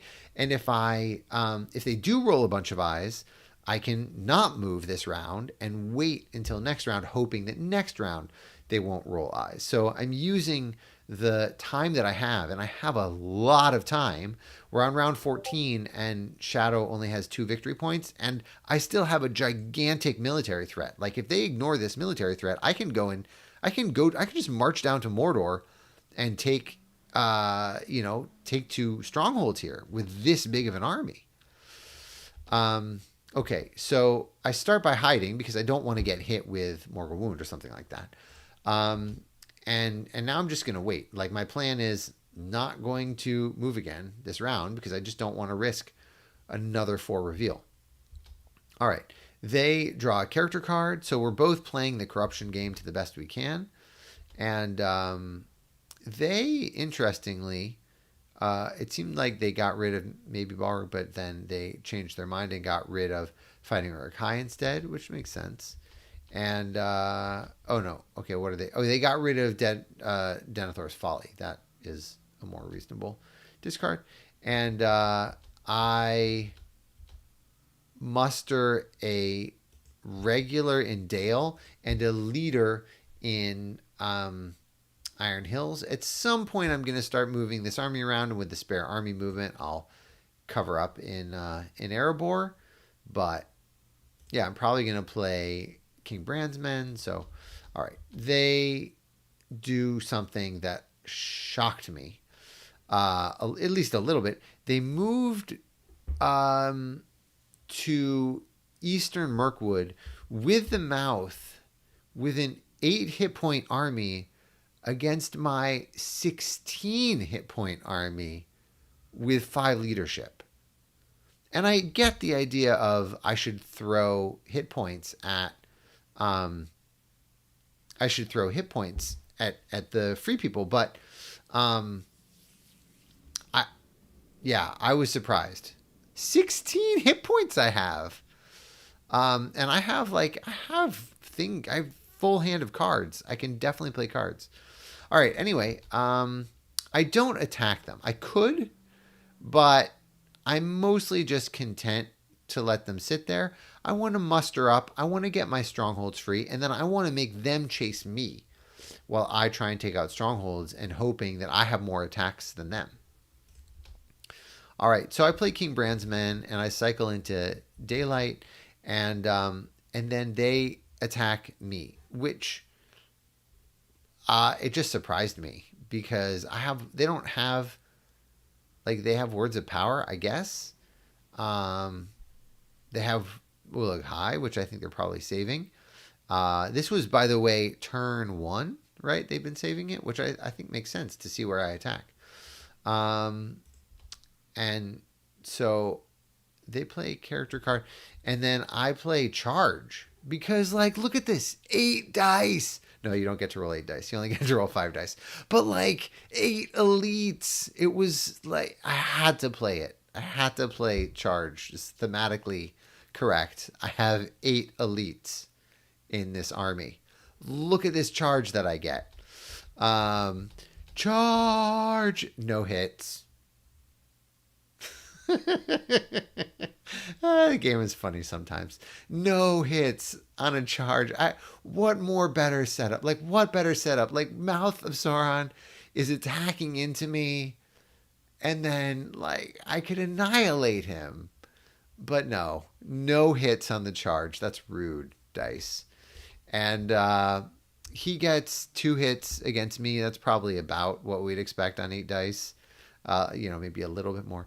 And I get 3 hits, which is very close to what we expect. A little better. So he takes 3.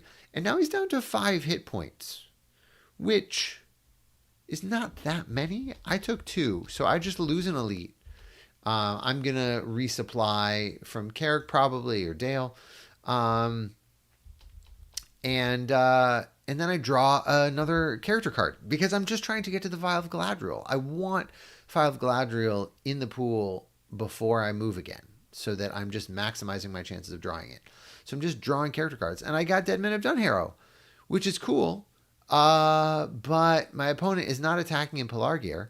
And this is Sudden Strike, and I have 5 leadership. So now I have 15 dice to try and inflict 5 hit points. So watch what they do. They muster in Dol Guldur. Okay, but are you not worried for the life of the Mouth of Sauron? Maybe you should be. Gimli is like, let's try again, guys. Get your act together. Make a Sudden Strike. I play Sudden Strike. They have no productive card to play, which often happens. I mean, this is the thing about Free People military attacking. Shadow does not, very rarely does Shadow have productive cards to play. And certainly if you have Gandalf in the battle and they can't play Foul Stench or Dread and Despair because you're canceling Nazgul leadership, they just don't have productive defensive cards to play. So I have 15 dice to roll 5 hits. And my Sudden Strike does 3, which is way better than the charge. Gimli is a good leader. And now the Mouth of Sauron only has 2 dice to roll. So that was a huge Sudden Strike.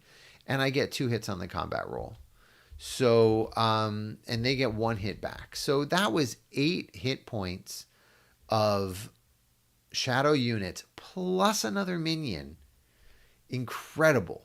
And if I had saved the Ent, I could have taken out Saruman. There is an achievement, by the way. The community has tracks some like crazy achievements. One of them is destroy all 3 Shadow minions, which seems ridiculously hard to me.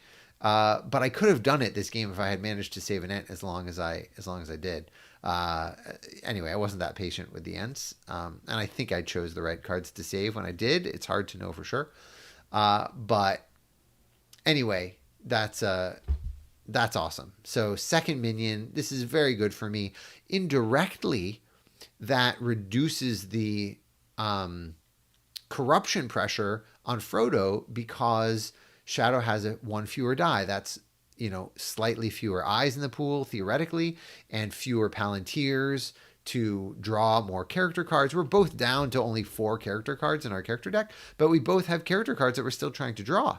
They have a red tile and I have a blue tile. So, and they might even have other corruption effects. I'm not sure. So anyway, Gimli moves in because at least it threatens Dol Guldur. And now I'm like, aha, Gimli can move up, reconnect in Dol Guldur with this army. I'm going to resupply Gimli with this army in Druiden Forest. That's a great army.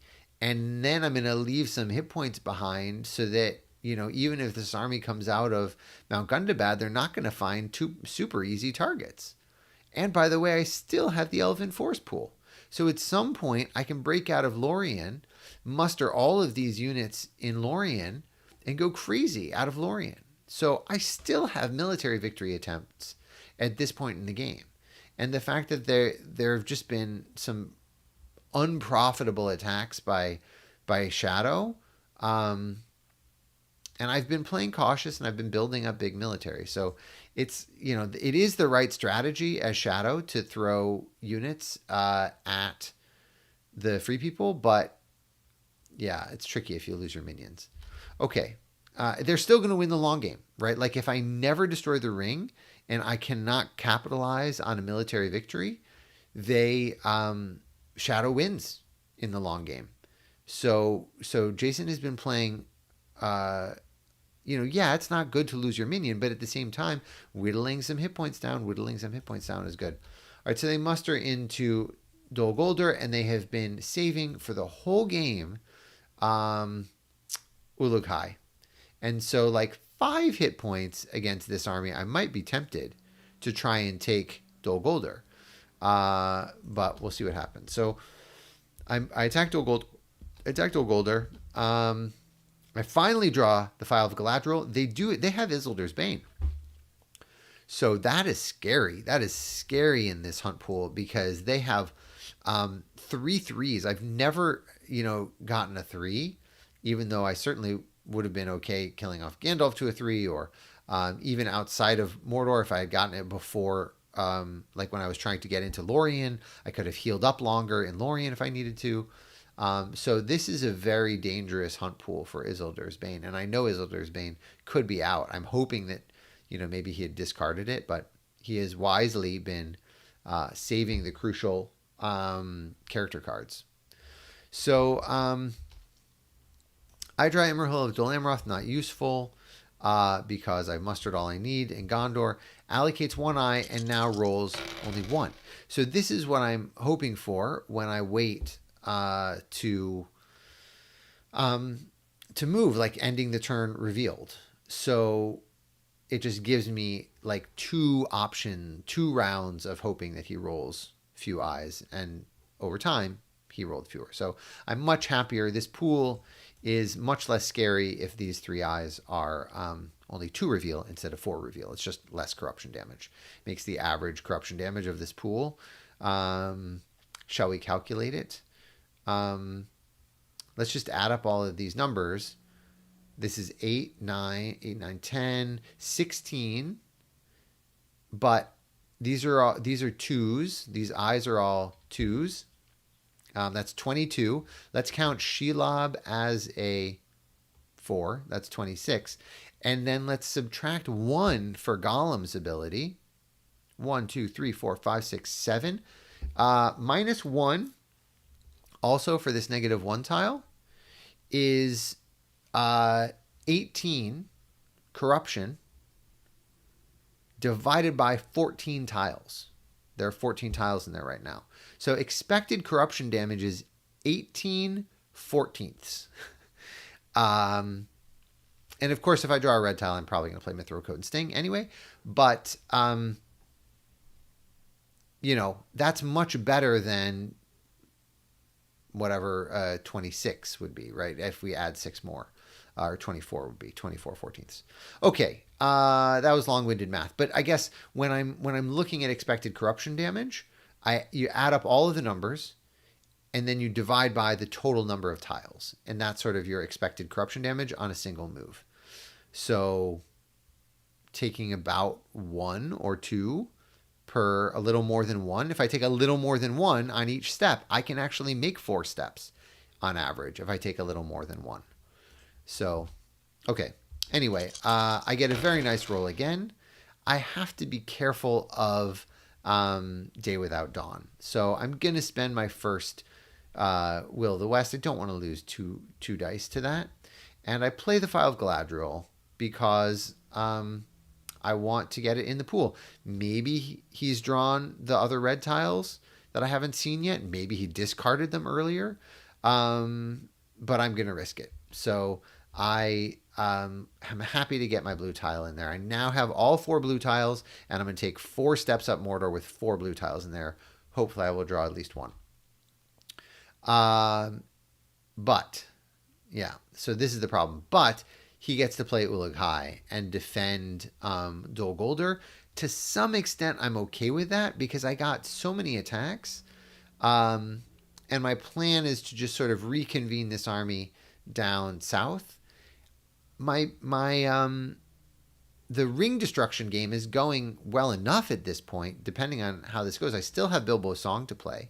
And by the way, I'm not playing Bilbo's Song yet because I don't want to be so low that if I get revealed, or if I choose to reveal myself, that I will end up taking 2 damage from Morgul Wound.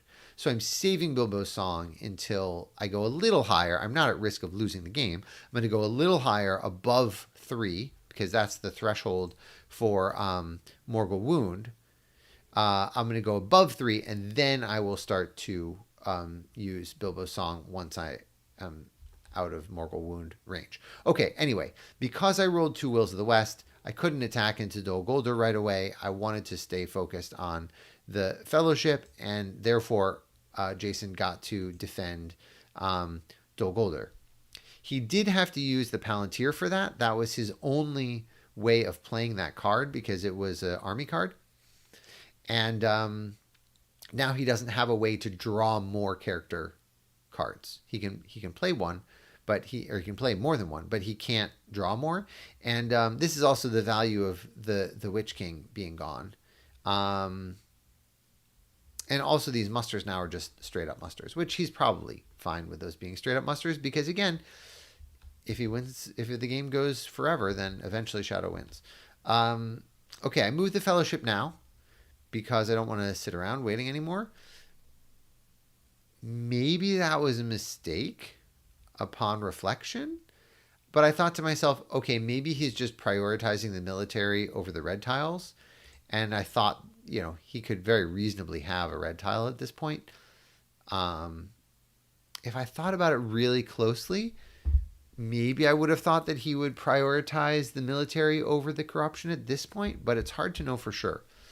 So anyway, the Hun pool at this point is friendly, relatively friendly. These are the two red tiles are the only bad ones. I would be happy to draw an eye at this point to get it out of the pool. It makes the pool less scary. I don't love to reveal, but like the 3 is a 2 reveal, just the same, right? Because I'm going to reveal myself, and I'd rather get the eye out of the pool now and save the 3 reveal later, so that in case he has a turn where he rolls a bazillion eyes, I'm not at risk. Anyway, I move. I get an eye. Fine. 2 reveal. Happy to get it. And then he plays Morgul Wound, so I go up to 6. That's not good. And then I hide now because I guess I was worried about Lure of the Ring.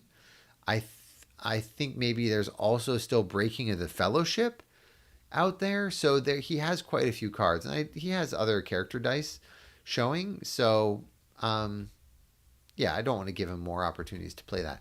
And then he moves Nazgul into Dol Guldur, making it a unattractive location. And then now I play Bilbo Song because that takes me to 4. So that's fine. I had a bunch of character dice, that were attacks. Had they been Palantirs, it would have been okay.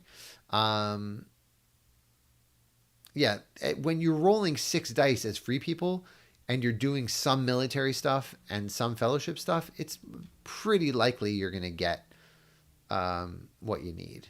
And that's, I think, one of the big advantages of having 6 dice. Obviously, having more things total is good, but also just the flexibility on a turn generally to do the things that you need to do. Okay, he's mustering in minus Morgul and in Moria. So he's really appropriately anticipating where my attacks can go. And then I use this Will of the West to move armies. I leave 1 regular behind in Dol Guldur just to have to make him waste an attack because that is now a reasonably sizable army. And I don't want him to have to be able to muster a bunch out of there. This just gets this army merged up. I'm going to meet up in Dead Marshes. I'm going to have all my companions back again. Maybe we'll go after Umbar again. Maybe we'll go into Mordor. Who knows where this army can go. I'm not really super threatening a military victory because I have to hold 2 strongholds. And then he starts mustering in Mordor, which is appropriate because that is absolutely my target. And I move from Iron Hills into Erebor. And maybe what I should have done is move into Dale and just say, like, yeah, I'm gonna go crazy with this army. I'm going to come down to Dol Guldur, and then I'm going to reinforce it with Lorien and eventually take it out. So maybe that's a mistake. I didn't want to leave things too undefended. I have 2 regulars left in the Northern Force pool. And I have to be careful about being able to reduce these units because I only have I don't have any northern casualties. I've taken no northern. Wow, I've taken no northern casualties. All right. Anyway, he moves this army from Osgiliath into North Athelion, which I think is a good play. It indirectly defends minus Morgul, and I th- I think it stops me from. Was there already a regular there? Yeah, I guess there was already a regular there. So yeah, I don't have particularly effective through a day and a night plays because he's done a very good job scattering the region with regulars, so I can't just get 2 free movement. All right, going on to next round. This is turn round 16. Finally, draw a Book of Mizarble. A little late, but could be useful maybe to be able to move companions around if I need to. And he rolls a whole bunch of musters, which is kind of what he wants here. Like maybe a few more Palantirs to draw and play the last 2 character cards. He still has not gotten a red tile. Candles of Corpses is good. Oh, right. There was Candles of Corpses also. And I think Breaking of the Fellowship. So, and he still has Isildur's Bane. But I think he's relatively happy with these musters with this giant army marching in. All right. I start by moving the Fellowship because I now have all my blue tiles in. The only card that would help me in the character deck is There Is Another Way, which heals me for 1. But I'm not in a rush. I'm moving slowly, and I don't want to give him a chance to put in more red tiles if he drew red tiles. So I move again. Like expected damage is pretty low here.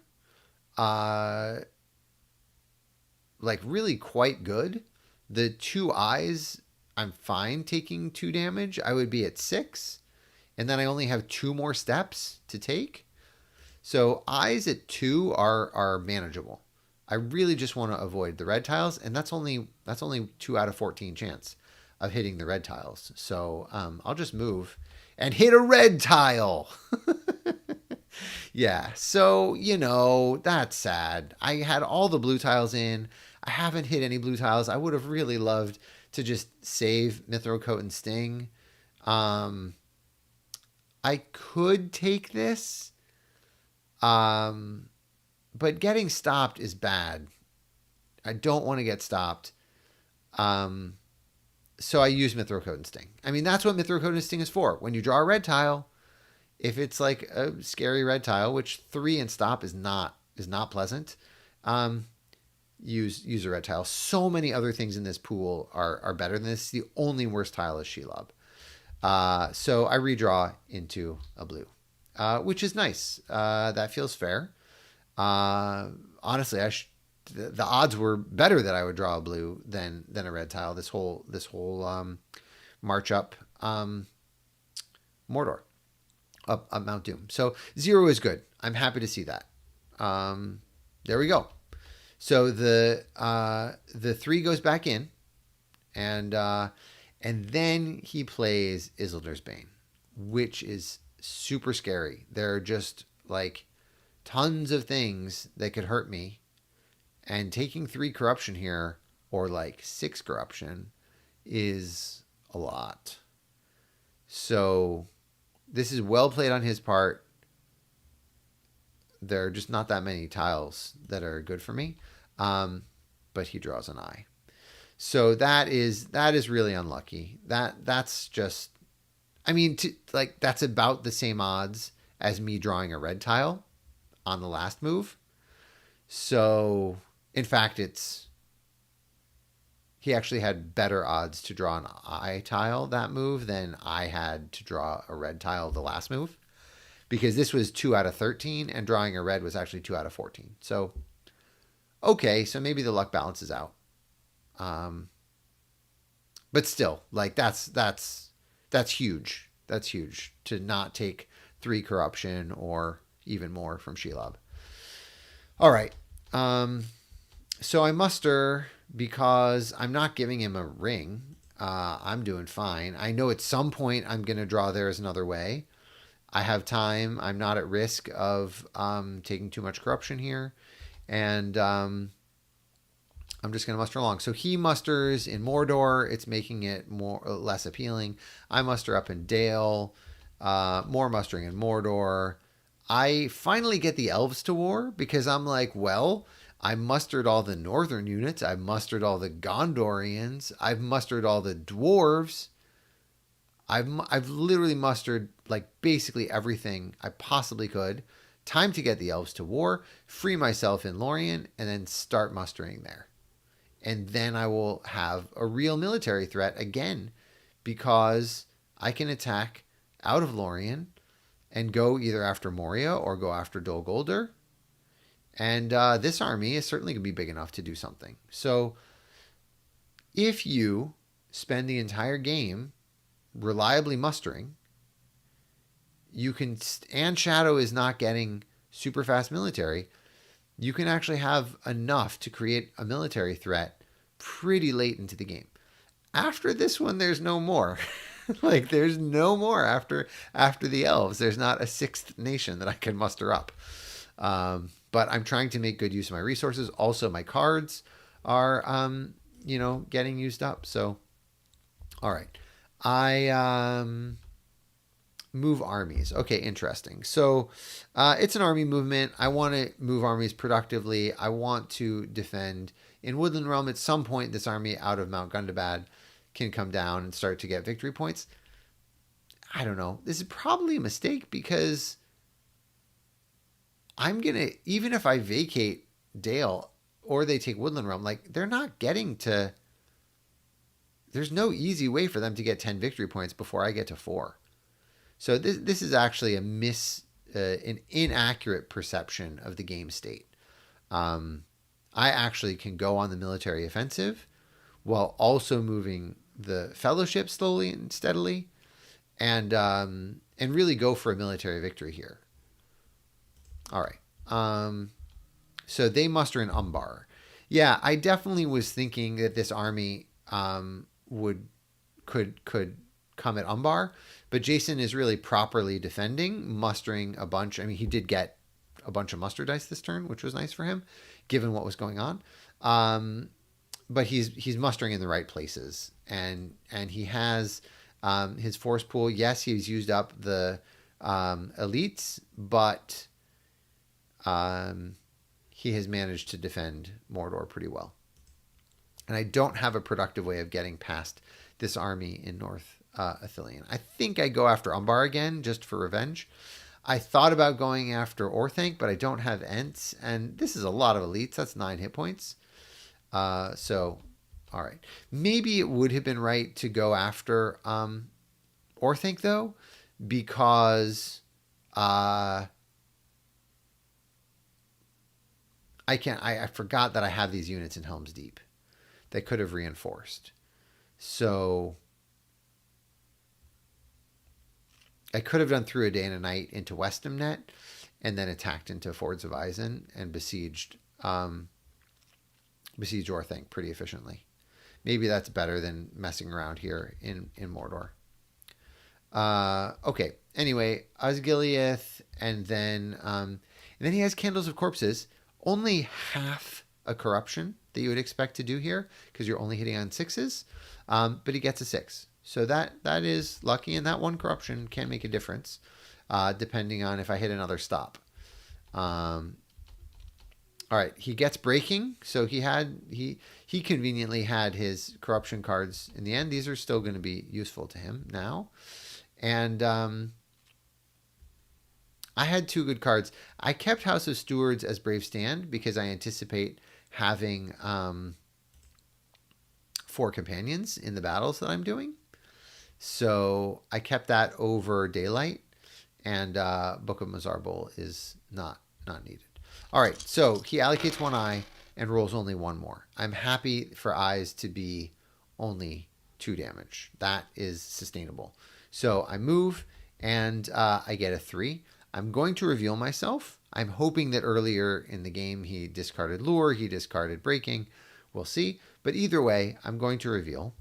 I take 2 and a reveal, and he does have Breaking, and he just drew that actually, and I noticed that he does not have any other character dice this round and no other Palantirs, so I can maybe he has a red tile as his last card, in which case, or maybe this is a red tile Balrog that he's been saving for a long time, though probably not a red tile. So I could, if I think that his last card is a red tile, I could hide now and then be prepared to move at the start of next round. Or I could hope that that's not a red tile, and then at the start of next round, wait and see how many eyes he has, because there is one eye tile. And if he rolls 3 eyes next round, this eye tile is deadly. No, it's not, because I have There's Another Way. I didn't draw There's Another Way, but I'm guaranteed to have There's Another Way. So, yeah, that's probably a minor inaccuracy here. It's probably better to hide, because looking at the hunt pool, all right, I guess if he rolls 4 eyes, then this eye is deadly to me, even with There's Another Way, in which case I've now turned what is possibly a winning tile into a dead tile, and otherwise I can wait and see what he rolls. But odds of him rolling 4 eyes next round on 7 dice are pretty low. Very low. So, yeah, probably better to think that's a red tile. All right. I think I miscalculated slightly, forgetting about There's Another Way, which I know I'm going to draw. Okay, I say sorry it's late here. My brain is slow. Yeah, it's pretty late because this is turn 17. All right, so I attack into South Ithilien because he has 2 musters. He has the elites to muster into Umbar. I just don't think I need to go that direction. He has many kings, which is pretty awesome. So he can muster in Umbar that way, reinforce the siege with many kings. So I go after Mordor because it's hard. It's just there are more places for him to have to hold. And I don't play a card because it's just 1 regular. And he plays incredibly. He plays Deadly Strife, which, I mean, that is showing a level of awareness of the situation that is amazing, because this is a single regular. It's a single regular against against the biggest army. Like, this is an absolutely insane army that I have. I have 6 elites, 3 regulars, 10 leadership. And he's playing Deadly Strife for me. And it's a beautiful play. And this just shows how skilled of a player Jason is, because he's never going to want to play Deadly Strife when there are a lot of units. When there are a lot of units in play. Like, he doesn't want to risk losing his own units. Like, he knows that this unit is dead anyway, right? Against this size of an army. So all he's doing is increasing his chances of whittling away this army in Osgiliath. It increases by 1/3. He's giving himself 1/3 of a hit. And the analysis is, this combat card, which is normally an incredibly powerful combat card, does not matter at all, because I'm low on reinforcements. The only thing that matters is stopping the Fellowship, which he can't do any more than he already is. He's going to draw his 1 remaining character card next round and play it as soon as he can. And he just has to stop military victories. That's the only thing. So this potentially... All right, anyway, I've talked about this enough. It's an incredible play.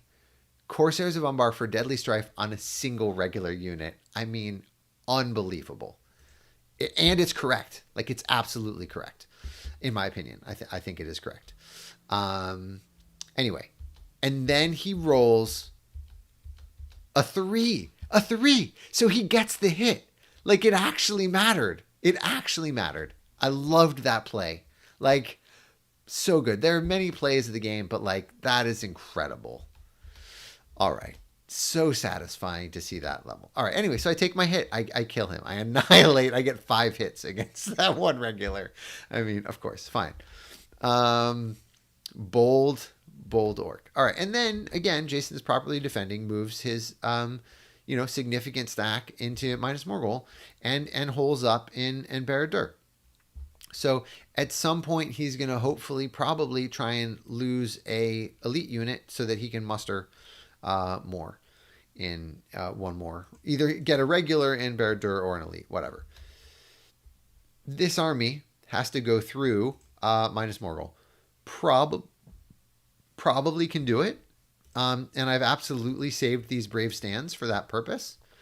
And I don't need to play, by the way. I saved Great Company for a long time because of the combat effect. And I never played it for the card effect because I didn't want to use up my my hit point, and also I had enough strategy cards. So I'm happy in the end to be playing it as Brave Stand. It's quite powerful as Brave Stand if you have 4 companions. It's incredible. All right, I go ahead and attack out of Lorien because I want to use these musters. And I want to get into a situation where I have 2 big armies and can do useful things.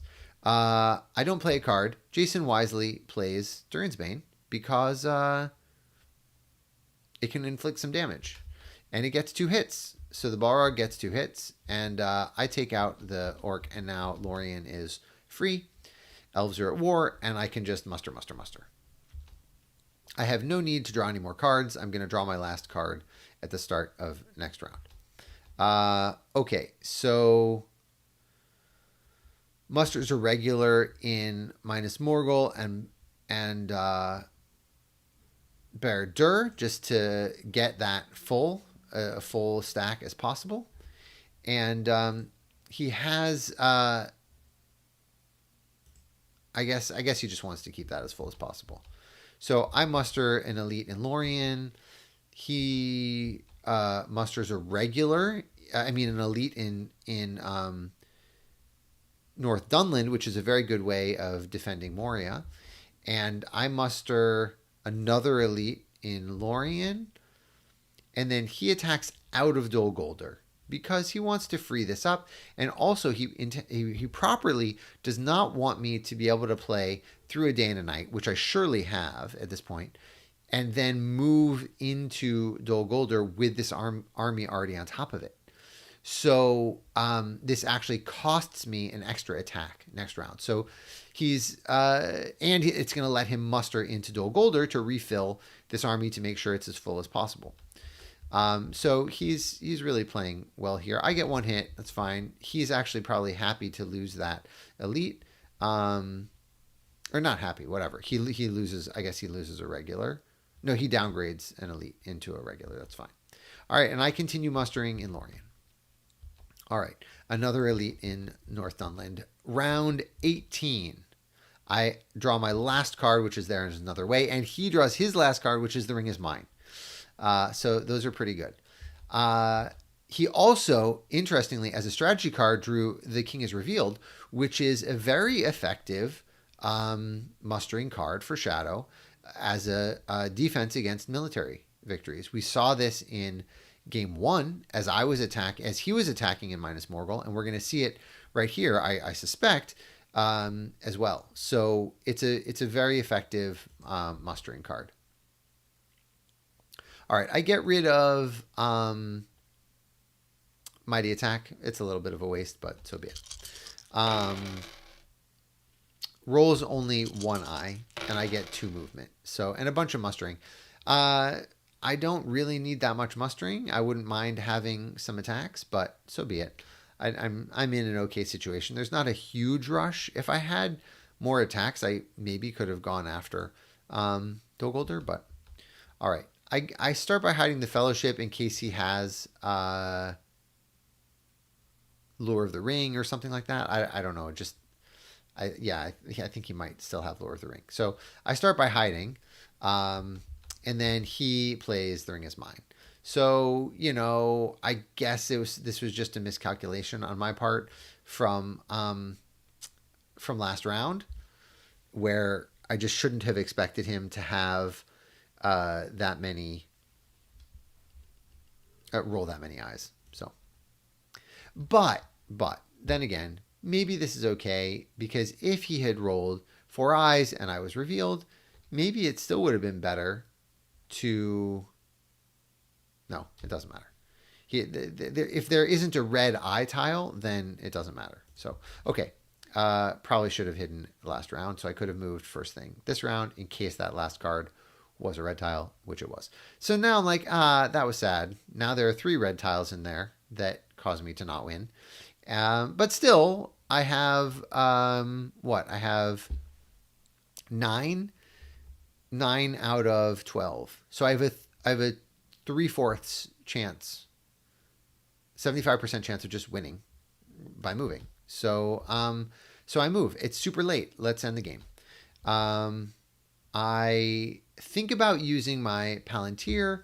I want to play There's Another Way for this move, because I'm not worried about my ability to hide, next round or move next round in case a red tile gets up. But in case Shelob gets rolled or gets drawn, I do want to have as much healing as possible, because I don't want to lose. So might as well heal up, and that's why I'm using the Palantir. This also lets me use the character die to attack, and notably, he has spent all of his character cards, which means Power to Great can never be gotten rid of. He can never get rid of it. But, and I talked to him after the game, he knew that. He did that on purpose, and his point was, it doesn't matter. If the Fellowship can't destroy the ring, he wins. If as long as there's no military victory, that's what matters. The only thing that matters is stopping the Fellowship from destroying the ring and defending on military. Otherwise, he's guaranteed the win. So he's properly playing his last character card to get it into the hunt pool to maximize my chances of drawing it. I play There's Another Way. I heal 1. He has to draw a red tile to stop me, and he does. And it's the eye. It's the red eye that he put in, making the choice to never be able to get rid of Power Too Great. And that's awesome. I mean, it's not awesome for me, but in terms of awesome for how exciting the game is, that's awesome. Pretty cool. Pretty cool play. So he's just playing to the odds and doing his best. And now this is scary, because if he gets only 2 eyes, if he rolls 2 eyes next round, now this eye goes from a winning tile for me to a deadly tile for me. So I'm definitely going to stay revealed now. And that way it gives me 2 turns, 2 chances for him to roll only 1 eye, in which case this is a winning tile. So if he rolls 2 eyes next round, I'm going to just hide. And then if he rolls only 1 eye next round, then I can hide and move. And then just hope to dodge the red tiles again. So that's the plan. And in the meantime, I can also, if he rolls a bunch of eyes, I may just go for military, because I can now empty out all of Lorien. He attacks out of Minas Morgul into South Ithilien, thinking that he can play The King is Revealed to refill.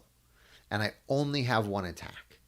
So, that's the thinking. Let's empty out some of these extra units. And I play Brave Stand because I don't want to take... I have enough cards. I don't want to take damage now. I want to be able to preserve the strength of my army so that I can just take out Minas Morgul in one fell swoop. He does get a 6. I get 3 hits back, about what we expect. And I mean, he shouldn't get a 6, but whatever, 1/3 hit. And then he does not press. And now at this point, I can tell he's going to refill that. He has, at the very least, musters or other things. I thought that I attacked there. That's interesting. So that's probably a mistake.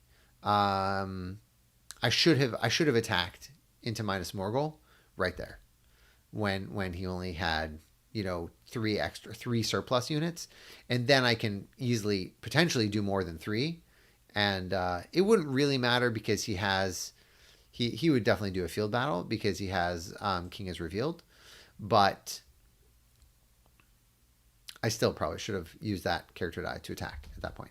Okay, he plays King is Revealed now, and I just am mustering up my elves, and I have, by the way, mustered everything except for this one northern regular, which I am intentionally not mustering because I have 3 elites here that I want to be able to downgrade when I'm continuing the combat, and I have only 1 regular in the force pool. I mean, in casualties. So if I muster that regular somewhere, like up in Dale or whatever, then I won't be able to downgrade. So that's what I do it. Okay, anyway, he's attacking into Gandalf again. And this is the correct play on his part. And it was my mistake I'm seeing it now, for not attacking into Minas Morgul the first time. So he's just repeating what he's doing, which is whittle down this army, whittle down this army. If this army is whittled down, then you can't get a military victory.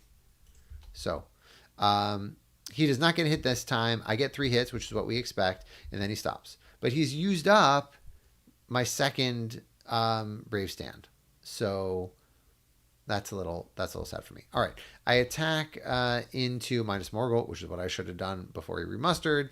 He has a field battle, which is absolutely correct. I played Daylight. I get only 1 hit, and he gets 1 hit back. I press, and at this point, he goes into siege. I think... Yeah, I guess that's correct because he did play. The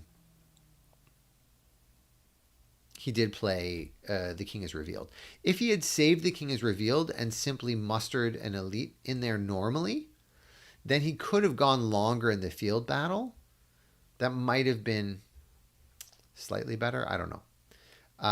Okay, whatever. He's now under siege. He has 7 hit points, and I have 12. So I have 1 automatic hit with Mighty Attack. Not ideal. He should be able to hold this. And I waste that muster die. So that was a muster die that does nothing, because I do not want to muster that regular northern unit. And otherwise, well, just that. I mean, I don't recall a game where I've mustered this much. All right. He moves armies into Gorgoroth to prevent me from using Through a Day and a Night to move there and then attack Barad-dûr, which is an easier target. So that's a nice play on his part. And he just, I guess, I'm not exactly sure what the other movement was. All right. He draws New Powers Rising and rolls only a single eye, which is key. And I get this roll, which is quite flexible. He almost certainly has Day Without Dawn by now if he hasn't discarded it. And I want to have the opportunity to destroy the ring without having to spend a ring. That was funny. To destroy the 1 ring without having to spend an elven ring. So with my Will of the West, I hide the Fellowship.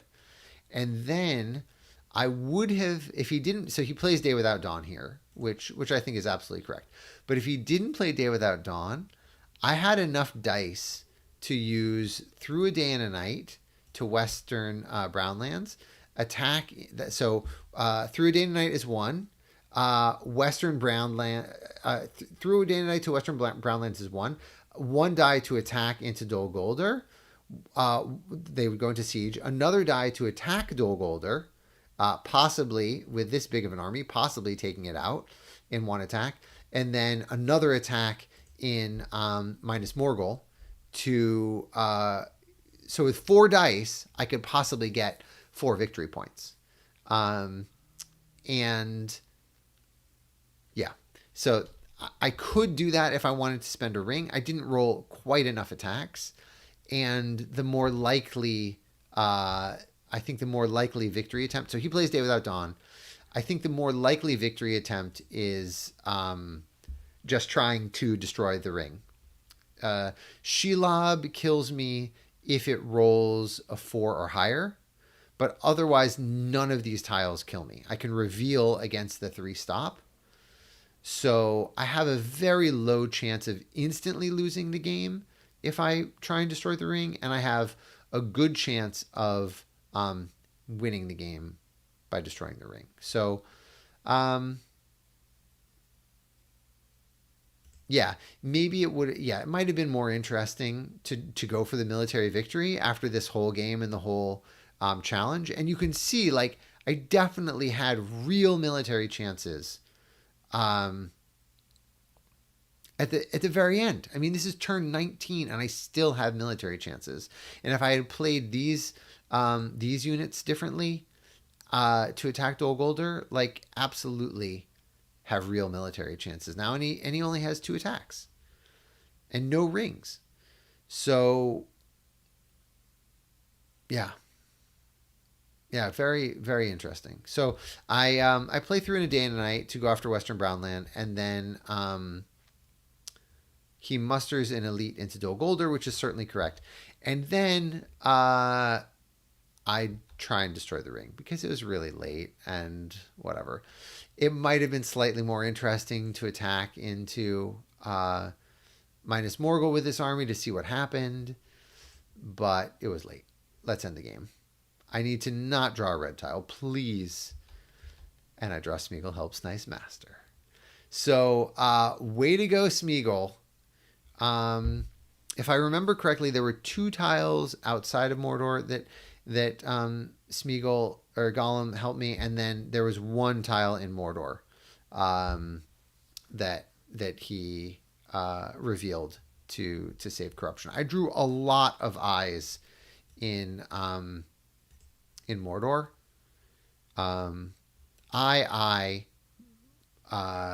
Red tile redrawn with Mithril Coat and Sting to get the blue, and then another eye, and then a 3, and then another eye.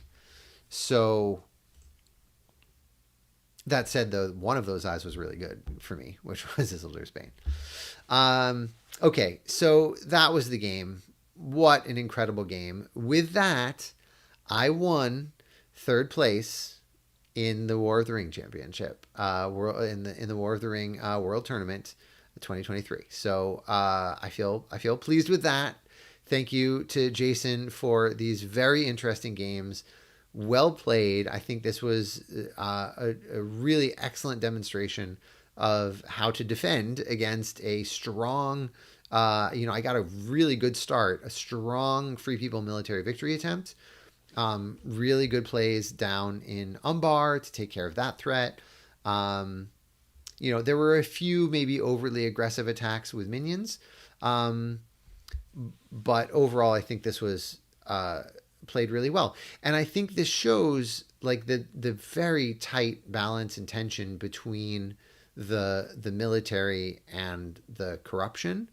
If Jason had leaned a little more towards doing corruption damage, I would have, I could have taken more corruption, but I might have won on military. Like there were definitely chances that I had militarily, and certainly here at the end, I could have had very real military chances here.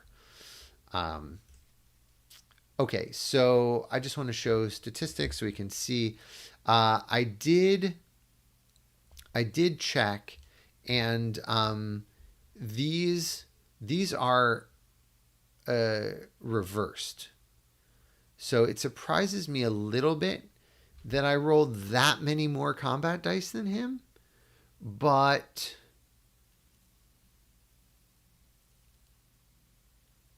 when I checked at the beginning, when I was doing a test, this was reversed. The shadow, when the shadow rolled for the hunt, they got it got allocated. Okay, never mind. This makes sense. Right. This is Shadow. They rolled more dice.